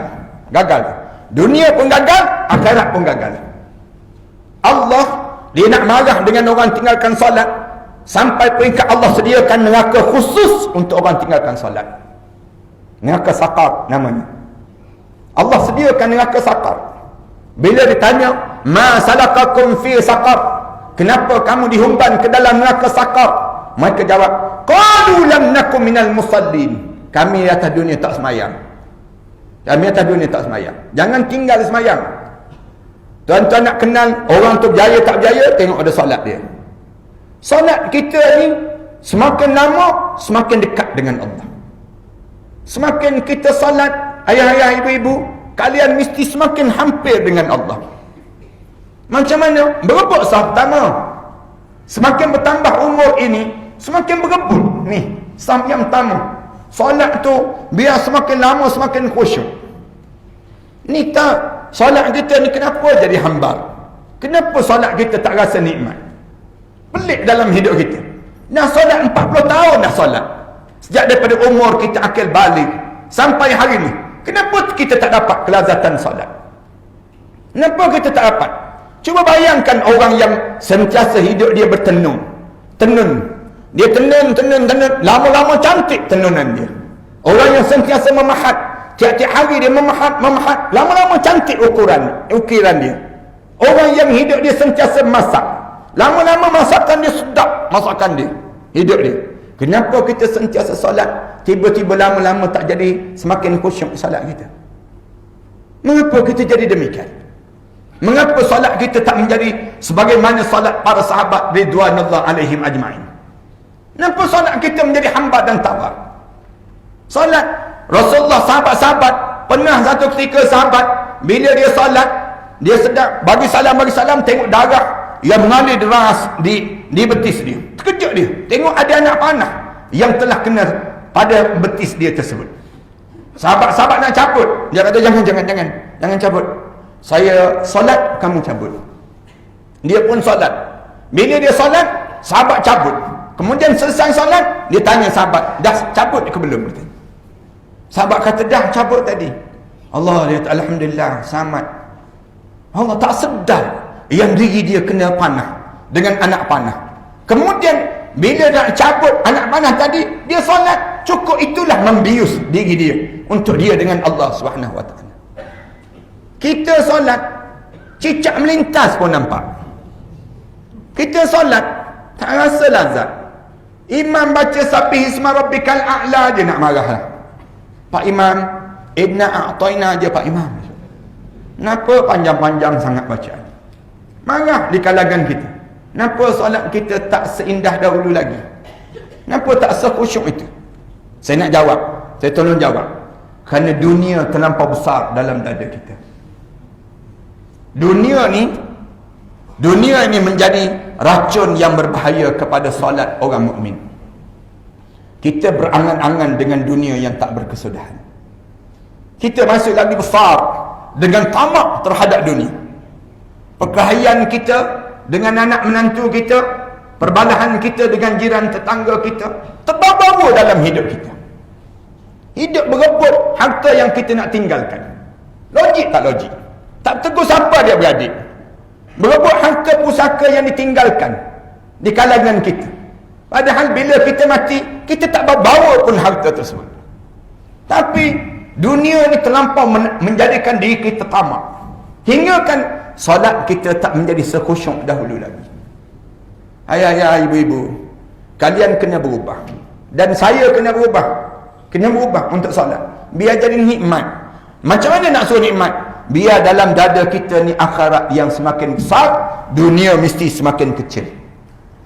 Bila akhirat membesar, kita akan rasa lazat. Salatul mi'rajul mu'minin. Orang mukmin ni bila dia salat menjadi mi'raj dalam hidup dia. Itu yang pertama, salat. Dan perbincangan salat ni panjang. Tapi saya tak sempat malam ni nak sebut satu-satu. Yang kedua dalam ibadah, baca Quran. Baca Quran. Jangan tak boleh baca Quran. Siapa tak boleh baca Quran, datang jumpa dengan AJK Masjid. Bagi tahu pada AJK Masjid, saya tak boleh baca Quran. Saya antara ahli qaryah di taman mewah ini yang tak boleh baca Quran. Mengaku je. Saya tak nak saya mati dalam keadaan tak boleh baca Quran. Menangis, teresak-esak dia. Dia duduk pegang je Quran. Menangis je dia. Ya Allah, janganlah kamu matikan aku di saat mana aku tak boleh baca ayat-ayat kamu, ya Allah. Sebab ada AJK umum, hari Jumaat je umum. Siapa lagi ahli qaryah yang tak boleh baca Quran, daftar. Ahli qaryah yang dah boleh baca Quran, daftar. Sedarakan mereka di antara bagaikan Ansar dan juga Muhajirin. Kamu adik-beradik dengan mereka. Elok-elok sedarakan mereka. Ni peranan AJK. Bagi tahu elok-elok pada AJK, saya tak boleh baca Quran, tuan. Tolonglah saya. Isteri saya tak boleh, anak-anak saya pun tak boleh, bantulah saya. Sebut demikian pada AJK. AJK pula jangan pula jawab bertenang. Sebenarnya saya pun tak boleh baca juga. AJK jawab demikian, buat malu company je demikian. Buat jadi AJK, buat apa Quran pun tak boleh baca. Di kalangan kita mesti berlumbur. Yang tak boleh juga baca, disebut tak boleh Ustaz, saya tak boleh. Hafal Quran. Jangan, kalau tak boleh, hafal. Mesti hafal. 3 surah ni mesti diingat dalam kepala kita sebelum kita mati. 3 surah ni apa dia? Surah yang pertama surah Al-Mulk, surah Al-Munjiyah wal Mun'iyah. Al-mun'iyatu wal munjiyatu. Rasulullah sebut demikian. Surah Al-Mulk. Surah Al-Mulk ni 30 ayat dia. Tak panjang pun, hafal. Surah Al-Mulk. Bila dah ingat surah Al-Mulk, Rasulullah diajar, Rasulullah mengajar pada kita, dah ingat dah. Tak mati lagi kita. Sambung surah yang kedua. Surah apa dia? Surah Al-Kahfi. Surah Al-Kahfi ya. Mesti hafal. Berlumba. Buat pertandingan perlombaan ini di kalangan masyarakat kita. Hafal surah Al-Kahfi. Tak panjang pun, 110 ayat je. Surah Al-Kahfi. Satu ayat sehari. Kita hanya memerlukan 110 hari. Separuh tahun je kita boleh ingat dah surah Al-Kahfi. Kalau kita nak buat betul-betul dalam hidup kita. Dah ingat dah surah Al-Kahfi. Surah Al-Kahfi ni, bila kita meninggal dunia nanti, roh kita dimasukkan dalam bekas Al-Kahfi. Dia bau wangi semerbak. Dan nampak, bila roh tu naik saja, naik roh kita ni, seluruh alam ni nampak Allah dia di kalangan ahli syurga. Semua mendoakan kebaikan saat mana roh kita dibawa untuk diangkat menghadap di hadapan Allah Subhanahu Wa Taala. Dah ingat dah surah Al-Kahfi. Tak mati lagi. Tak mati lagi kita. Sambung surah yang ketiga. Surah yang paling pendek dalam Quran. Surah Al-Baqarah dipanggil demikian. Surah Al-Baqarah. Jangan buat terkejut, jangan buat terkejut. Tak panjang pun surah Al-Baqarah ni, 286 ayat je. Surah Al-Baqarah. Surah Al-Baqarah ini Rasulullah sebut, siapa yang dia baca surah Al-Baqarah dalam rumahnya, nescaya syaitan tak akan masuk dalam rumahnya. Tuan-tuan biasa kan, atas atap rumah tu bunyi benda yang berlari atas atap rumah. Tuan-tuan biasa, tuan-tuan jawab apa pada anak-anak cucu tuan-tuan? Musang kan? Musang. Tiap-tiap malam musang datang rumah kita. Kesian musang, asyik dia je kena tuduh. Bukan musang, syaitan. Itu tanda rumah kalian sedang diganggu oleh syaitan.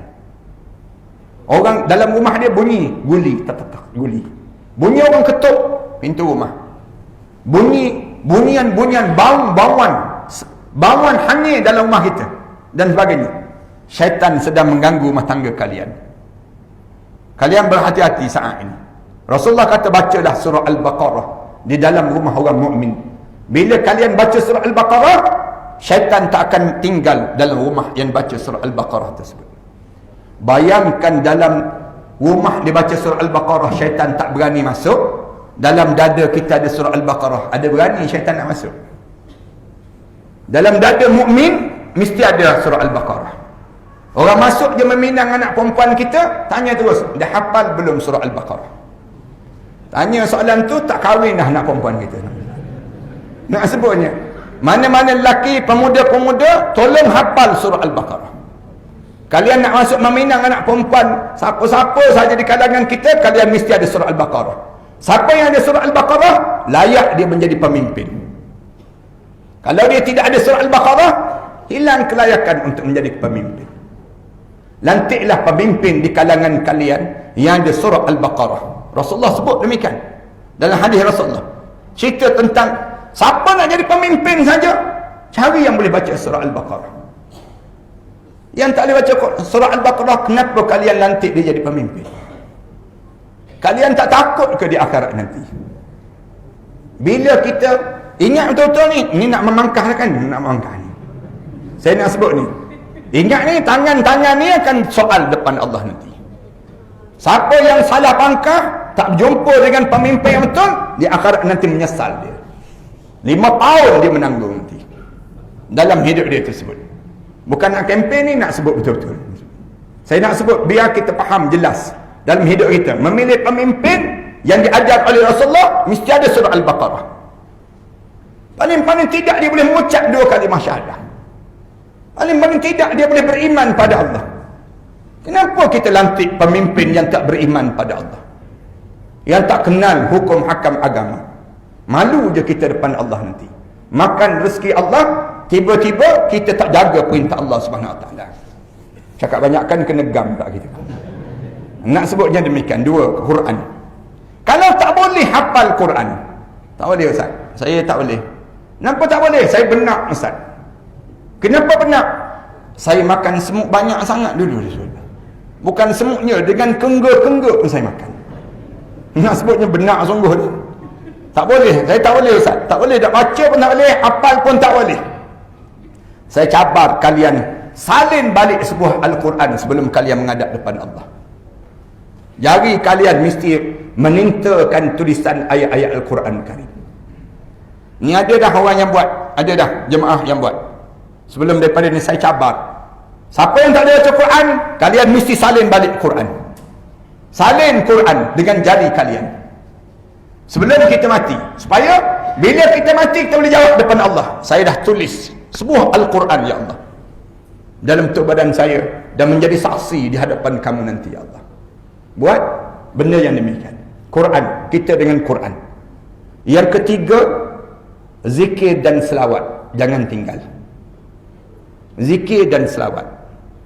Bibir kita ni amalan ibadah yang perlu kita jaga betul. Zikir dan selawat ni di bibir kita je. Subhanallah, walhamdulillah, wallahu akbar. Zikir. Kenapa zikir? Kerana semakin kamu zikir, semakin kamu memperkenalkan diri kamu kepada Allah. Kalau kita tak zikir, Allah tak kenal kita. Tak kenal kita. Allah sebut, fazkuruni azkurkum. Bila kamu zikir, aku akan kenal kamu. Kalau kamu tak berzikir, macam mana aku nak kenal kamu?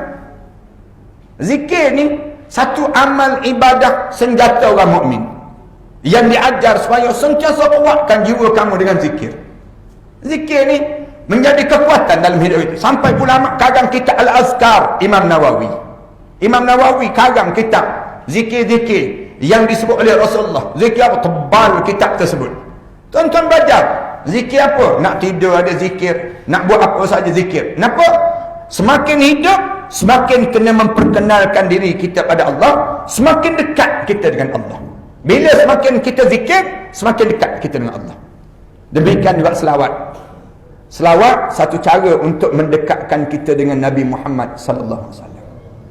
Ni musim-musim sekarang ni disebut tentang musim yang menyambut Maulud ini. Bukan sekadar masuk dalam bulan Rabiul Awal je kena sambut, tetapi Rasulullah ni kena sepanjang hidup itu melebihi daripada segala-galanya. Tak boleh lebih isteri kita, anak-anak kita, tak boleh. Kalaulah Rasulullah itu tak ada dalam senarai yang disayangi dan dicintai, Rasulullah mesti letak depan sekali. Yang pertama sekali Allah, yang kedua Rasulullah, yang ketiga ahli ulama, kemudian ibu bapa kita, turun-turun di antara orang-orang yang susunan ini, barulah turun isteri, anak-anak kita dan diri kita sendiri. Susunan itu biar betul, teratur. Kecintaan yang mesti menebal dalam kehidupan kita untuk kita dekat dengan Allah dan juga Rasul.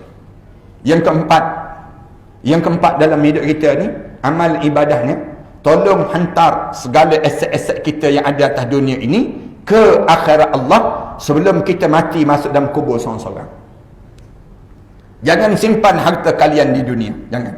Ramai dah yang kena. Sekarang proses hantar harta benda kita ke akhirat. Hantar tiap-tiap hari, menghantar harta kita ke akhirat. Kita cari harta ni untuk siapa? Cari harta ni untuk siapa? Cari untuk diri kita kan. Habis tu kenapa kita pergi tinggal waktu mana kita mati? Kenapa kita tinggal? Jangan tinggal harta kita ni. Sebelum kita mati ni, masuk dalam kubur seorang-seorang, hantar. Setiap hari hantar harta kita. Macam orang pergi Mekah, dia beli barang banyak-banyak, dia tak boleh bawa balik, naik atas kapal terbang, dia nak buat macam mana? Dia post ke Malaysia. Kurma dah sampai, air zam-zam dah sampai, tasbih dah sampai, jubah dah sampai. Tuan dekat Mekah lagi. Demikian juga kita. Rumah mesti ada ke akhirat, tuan-tuan. Tuan kat Malaysia lagi. Kemudian baju kita kena ada dah. Makanan malam pertama, malam kedua, ketiga dalam kubur kena dah siap dah. Kena ada dah ada di kita. Yang tuan atas dunia lagi. Macam mana nak hantar? Sedekah, wakaf, zakat. Ni, saya dengar masjid ni memerlukan lebih kurang 200,000 lagi. Nak siapkan menara kan? Nak siapkan menara yang pertama dah siap dah. Menara kedua dan nak buat medan ni lagi. Ni peluang kita. Bila dengar ada 200,000, kita sebut jumpa dengan AJK. Saya seorang bayar. Saya seorang untuk saya di akhirat. Untuk rumah saya di akhirat. Ini peluang kita. Kalau tuan-tuan tak ambil peluang ni, tuan-tuan akan menyesal nanti tuan-tuan. Tuan-tuan akan menyesal. Peluang kita kan, rumah kita atas dunia berapa harga? 200,000, 300,000, 400,000 sekarang. Nilaian rumah kita. Rumah untuk akhirat, rumah atas dunia ni confirm kena tinggal. Rumah untuk akhirat, confirm kena ada. Bayangkan Rasulullah sebut, siapa yang bina rumah Allah walaupun sebesar sarang burung, banallahu lahu baitan fil jannah, Allah akan bina untuk dia sebuah istana dalam syurga Allah. Saya dengar setiausaha cikgu bagi tahu pada saya sebentar tadi, dia kata kami perlu dalam 200,000 lagi ustaz. Nak siapkan 200,000 ni, tuan-tuan pakak je di kalangan tuan-tuan. 1,000 seorang cari 200 orang, 200,000 terus di kalangan kita. Takkanlah penduduk kawasan ni tak nak ambil peluang yang ada ini. Takkan kita nak bagi peluang pada orang lain lagi. Rumah yang tuan-tuan bangunkan, rumah Allah ni, orang lain dah menyumbang hampir 3 juta, tuan-tuan siapkan rumah Allah ini. Takkanlah kita tak nak ambil peluang demikian.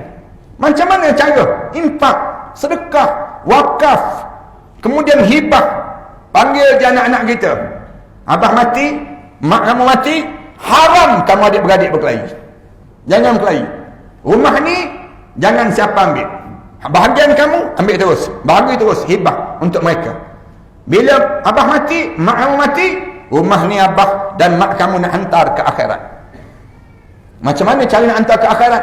Datang jumpa RAJ ke masjid. Bagi tahu RAJ ke masjid, tuan, kalau saya mati, isteri saya meninggal dunia, saya wakafkan rumah itu untuk masjid.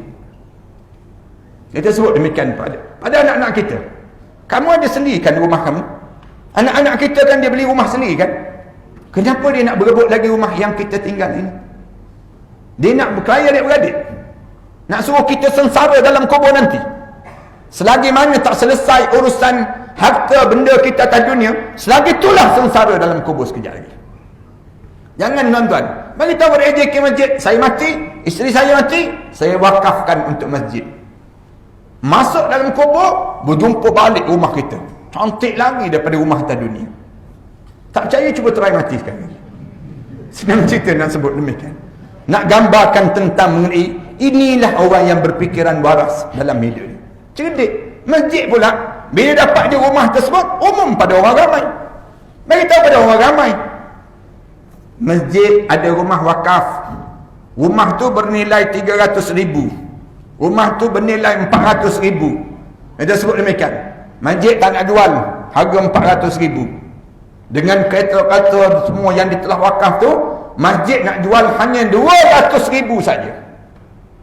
200,000 lagi, siapa yang beli wajib datang sembahyang berjemaah. Yang kemudian yang kedua, siapa yang beli sebut, dia meninggal dunia nanti, rumah tu diwakafkan kembali ke masjid. Kan bertambah. Harta-harta masjid ni semakin banyak. Akhirnya gunakan duit ini untuk bagi pada pelajar-pelajar, anak-anak qaryah yang menyambung belajar, ditanggung mereka mengapa belajar dah di universiti mana pun kami tanggung, masjid tanggung, kerana kamu anak qaryah di kawasan masjid ini. Ini cara orang mukmin dipanggil. Akhirnya harta benda orang Islam menjadi satu kekuatan ekonomi di kalangan kita. Itu yang sepatutnya berlaku. Ni simpan orang tanya, simpan untuk apa? Simpan untuk bekalan hari tua ustaz. Siapa yang ajar? KLWSP ustaz. KLWSP ajar simpanan untuk bekalan hari tua. Untuk apa kalau kita tua, kita simpan duit beratus ribu dalam akaun bank, ada duit tersebut, tapi kita nak guna pun tak boleh dah.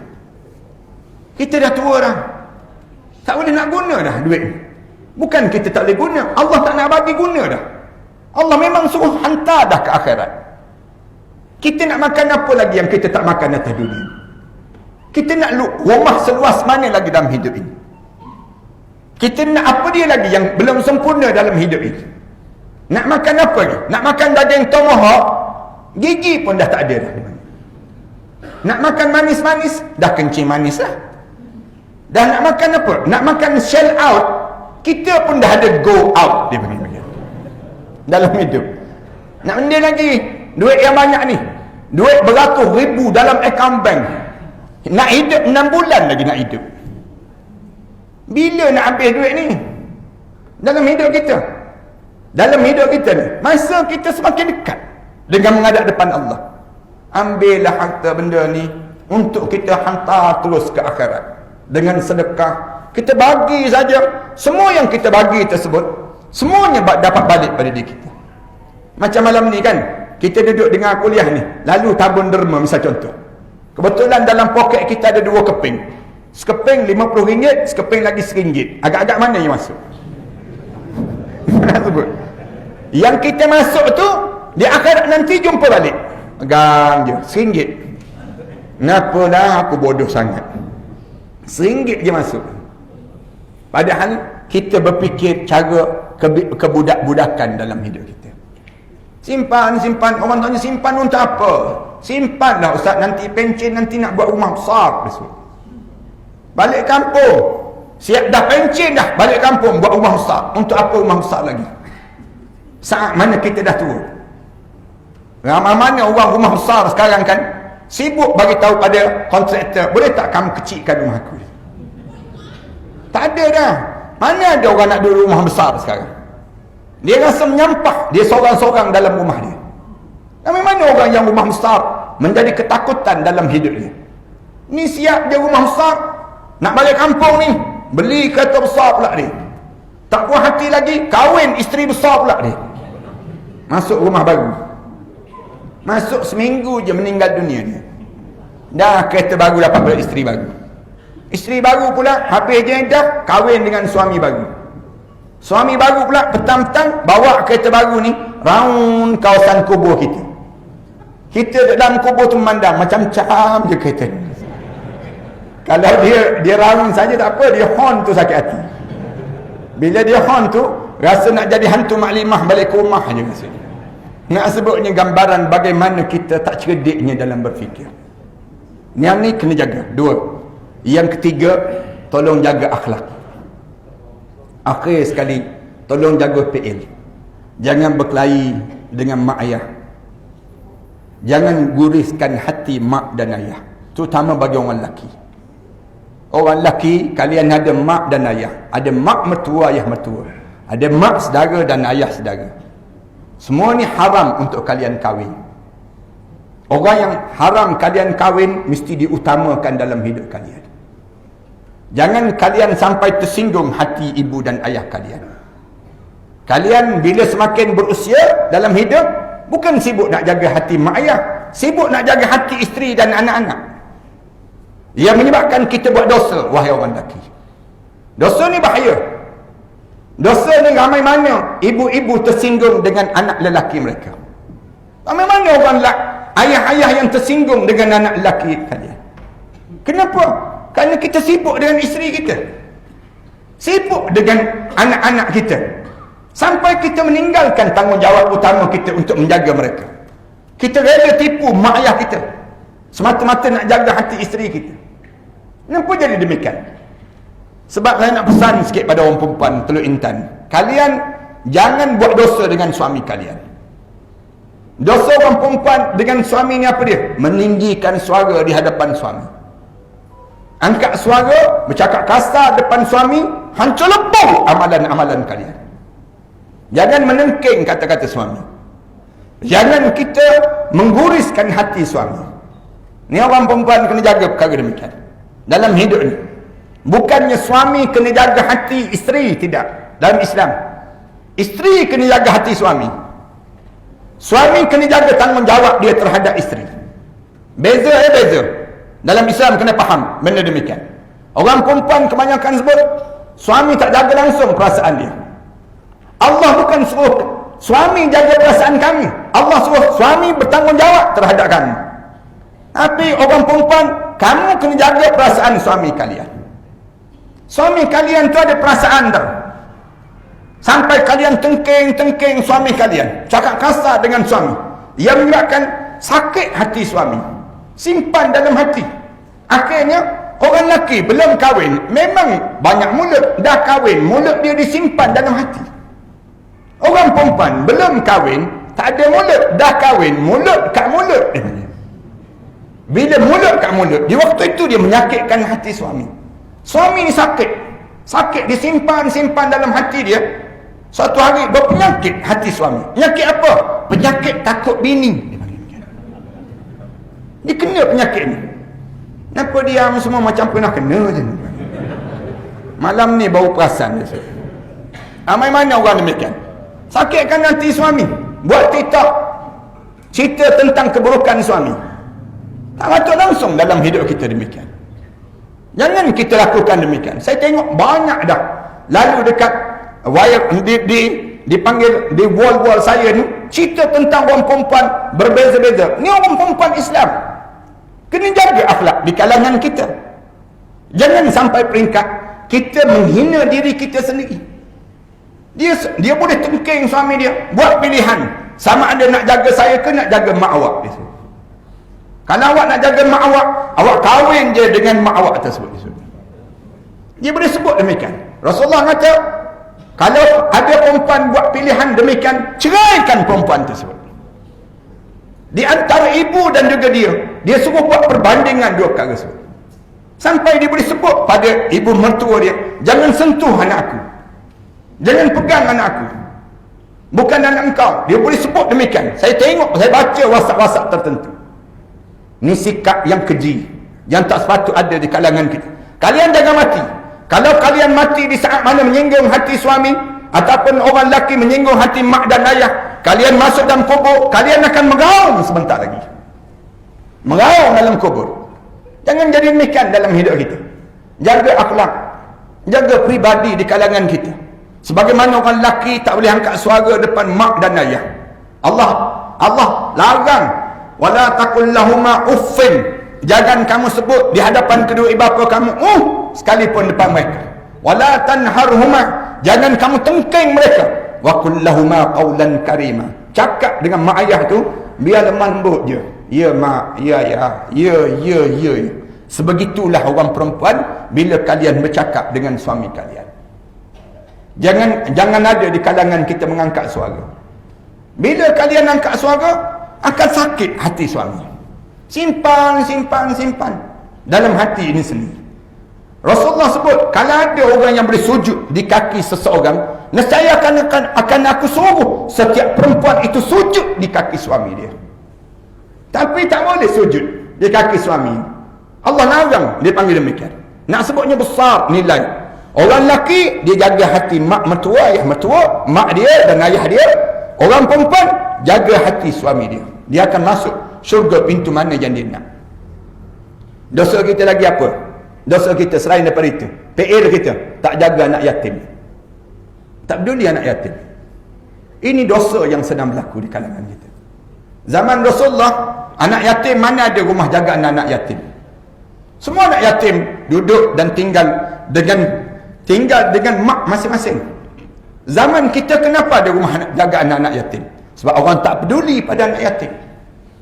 Zaman Rasulullah pesan pada setiap sahabat, kalian mesti berjumpa dengan anak yatim. Kalian mesti tanggung anak yatim. Jaga anak yatim zaman Rasulullah. Bangga mereka. Walaupun ayah mereka dah meninggal dunia, tapi mereka mempunyai ayah yang ramai atas dunia ini sendiri. Zaman kita tak. Cuba kita pergi jaga anak yatim. Tanya khabar anak yatim. Macam mana pelajaran kamu, macam 2-3 hari je boleh. Lepas tu lama-lama orang kena ejek. Tu bukan nak jaga anak yatim, nak jaga mak yatim lah tu. Akhirnya anak yatim tidak dipedulikan. Ini zaman kita ni. Anak yatim daripada COVID yang berlaku ni, ramai mana yang meninggal dunia jadi anak yatim. Akhirnya ibu dia terpaksa buat TikTok untuk nak gambarkan kesedihan hidup ni. Tunjuk anak dia pergi ke kubur, tunjuk gambaran-gambaran kesedihan dalam hidup mereka semua. Ini dosa yang disebut dalam Al-Quran. Ara'aital ladzi yukadzibu bid-din fadzalikal ladzi yad'ul yatim. Mereka yang tak pedulikan pada anak yatim.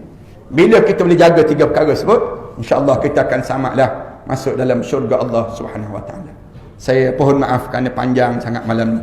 1.5 jam dah kita bercakap ini, dan saya tengok tuan-tuan dah betul tulang belakang 7 kali dah saya kira. Yang bangun duduk pukul berapa dah ustaz ni nak habisnya.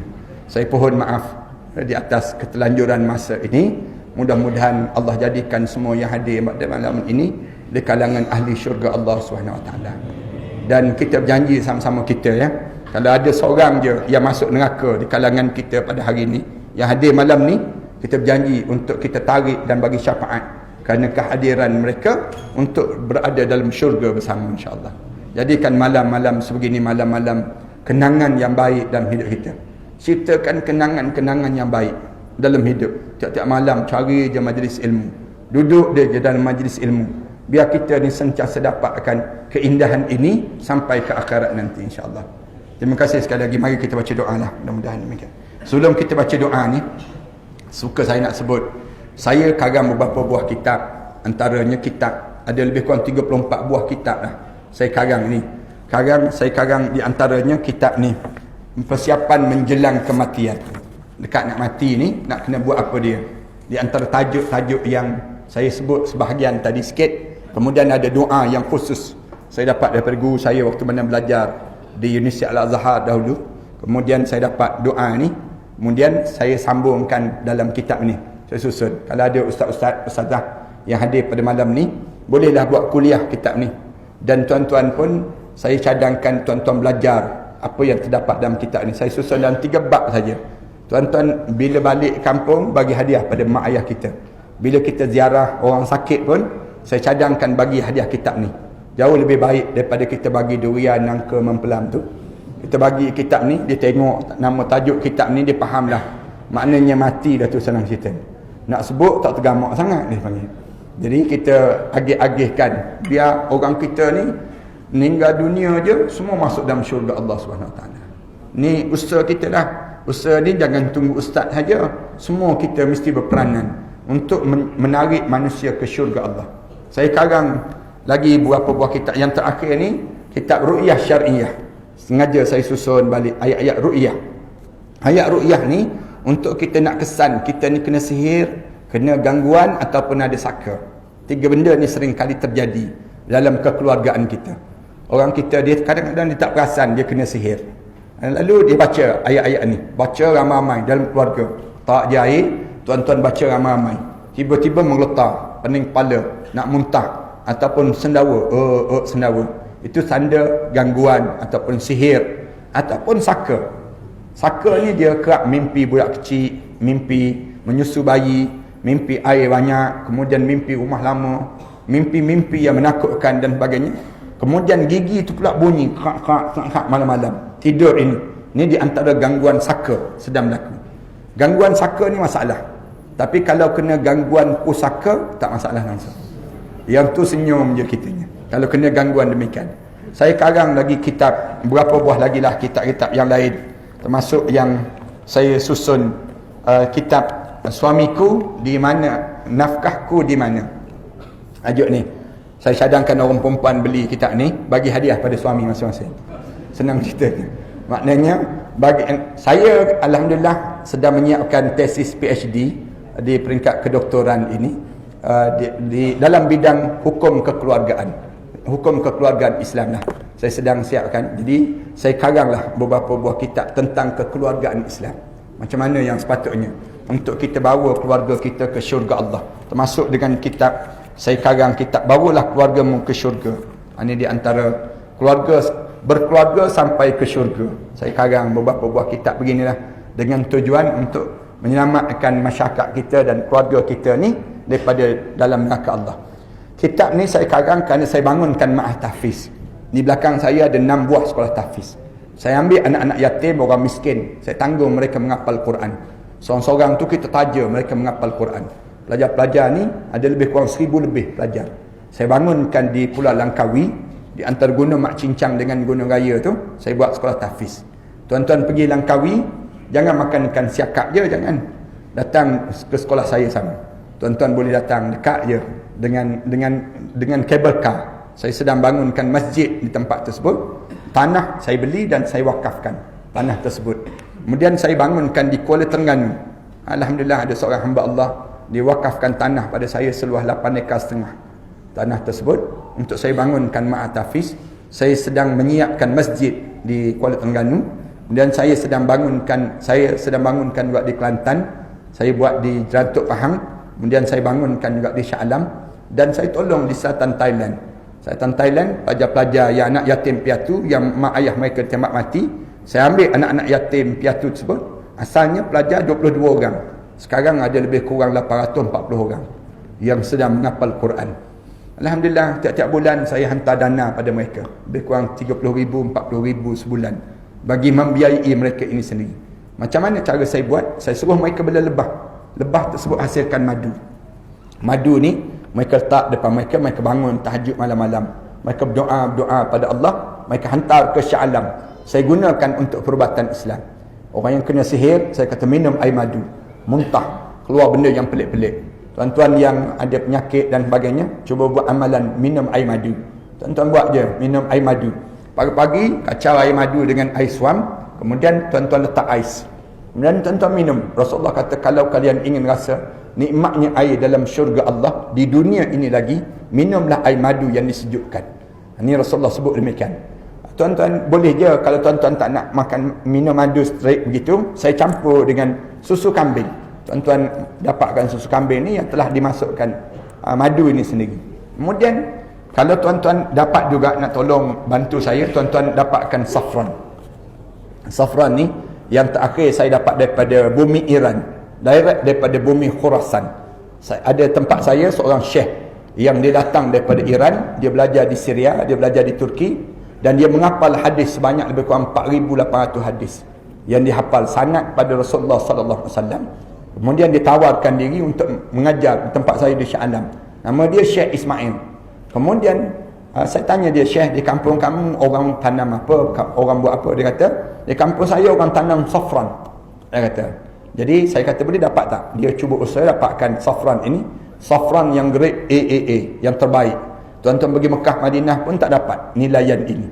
Tuan-tuan ambil je saffron ini, masukkan dalam masakan. Ibu-ibu yang masak tu, masukkan dalam masakan. Bau wangi semerbak, bauan di antara bauan syurga Allah Subhanahu Wa Taala. Saffron ini di antara herba yang termahal dalam dunia.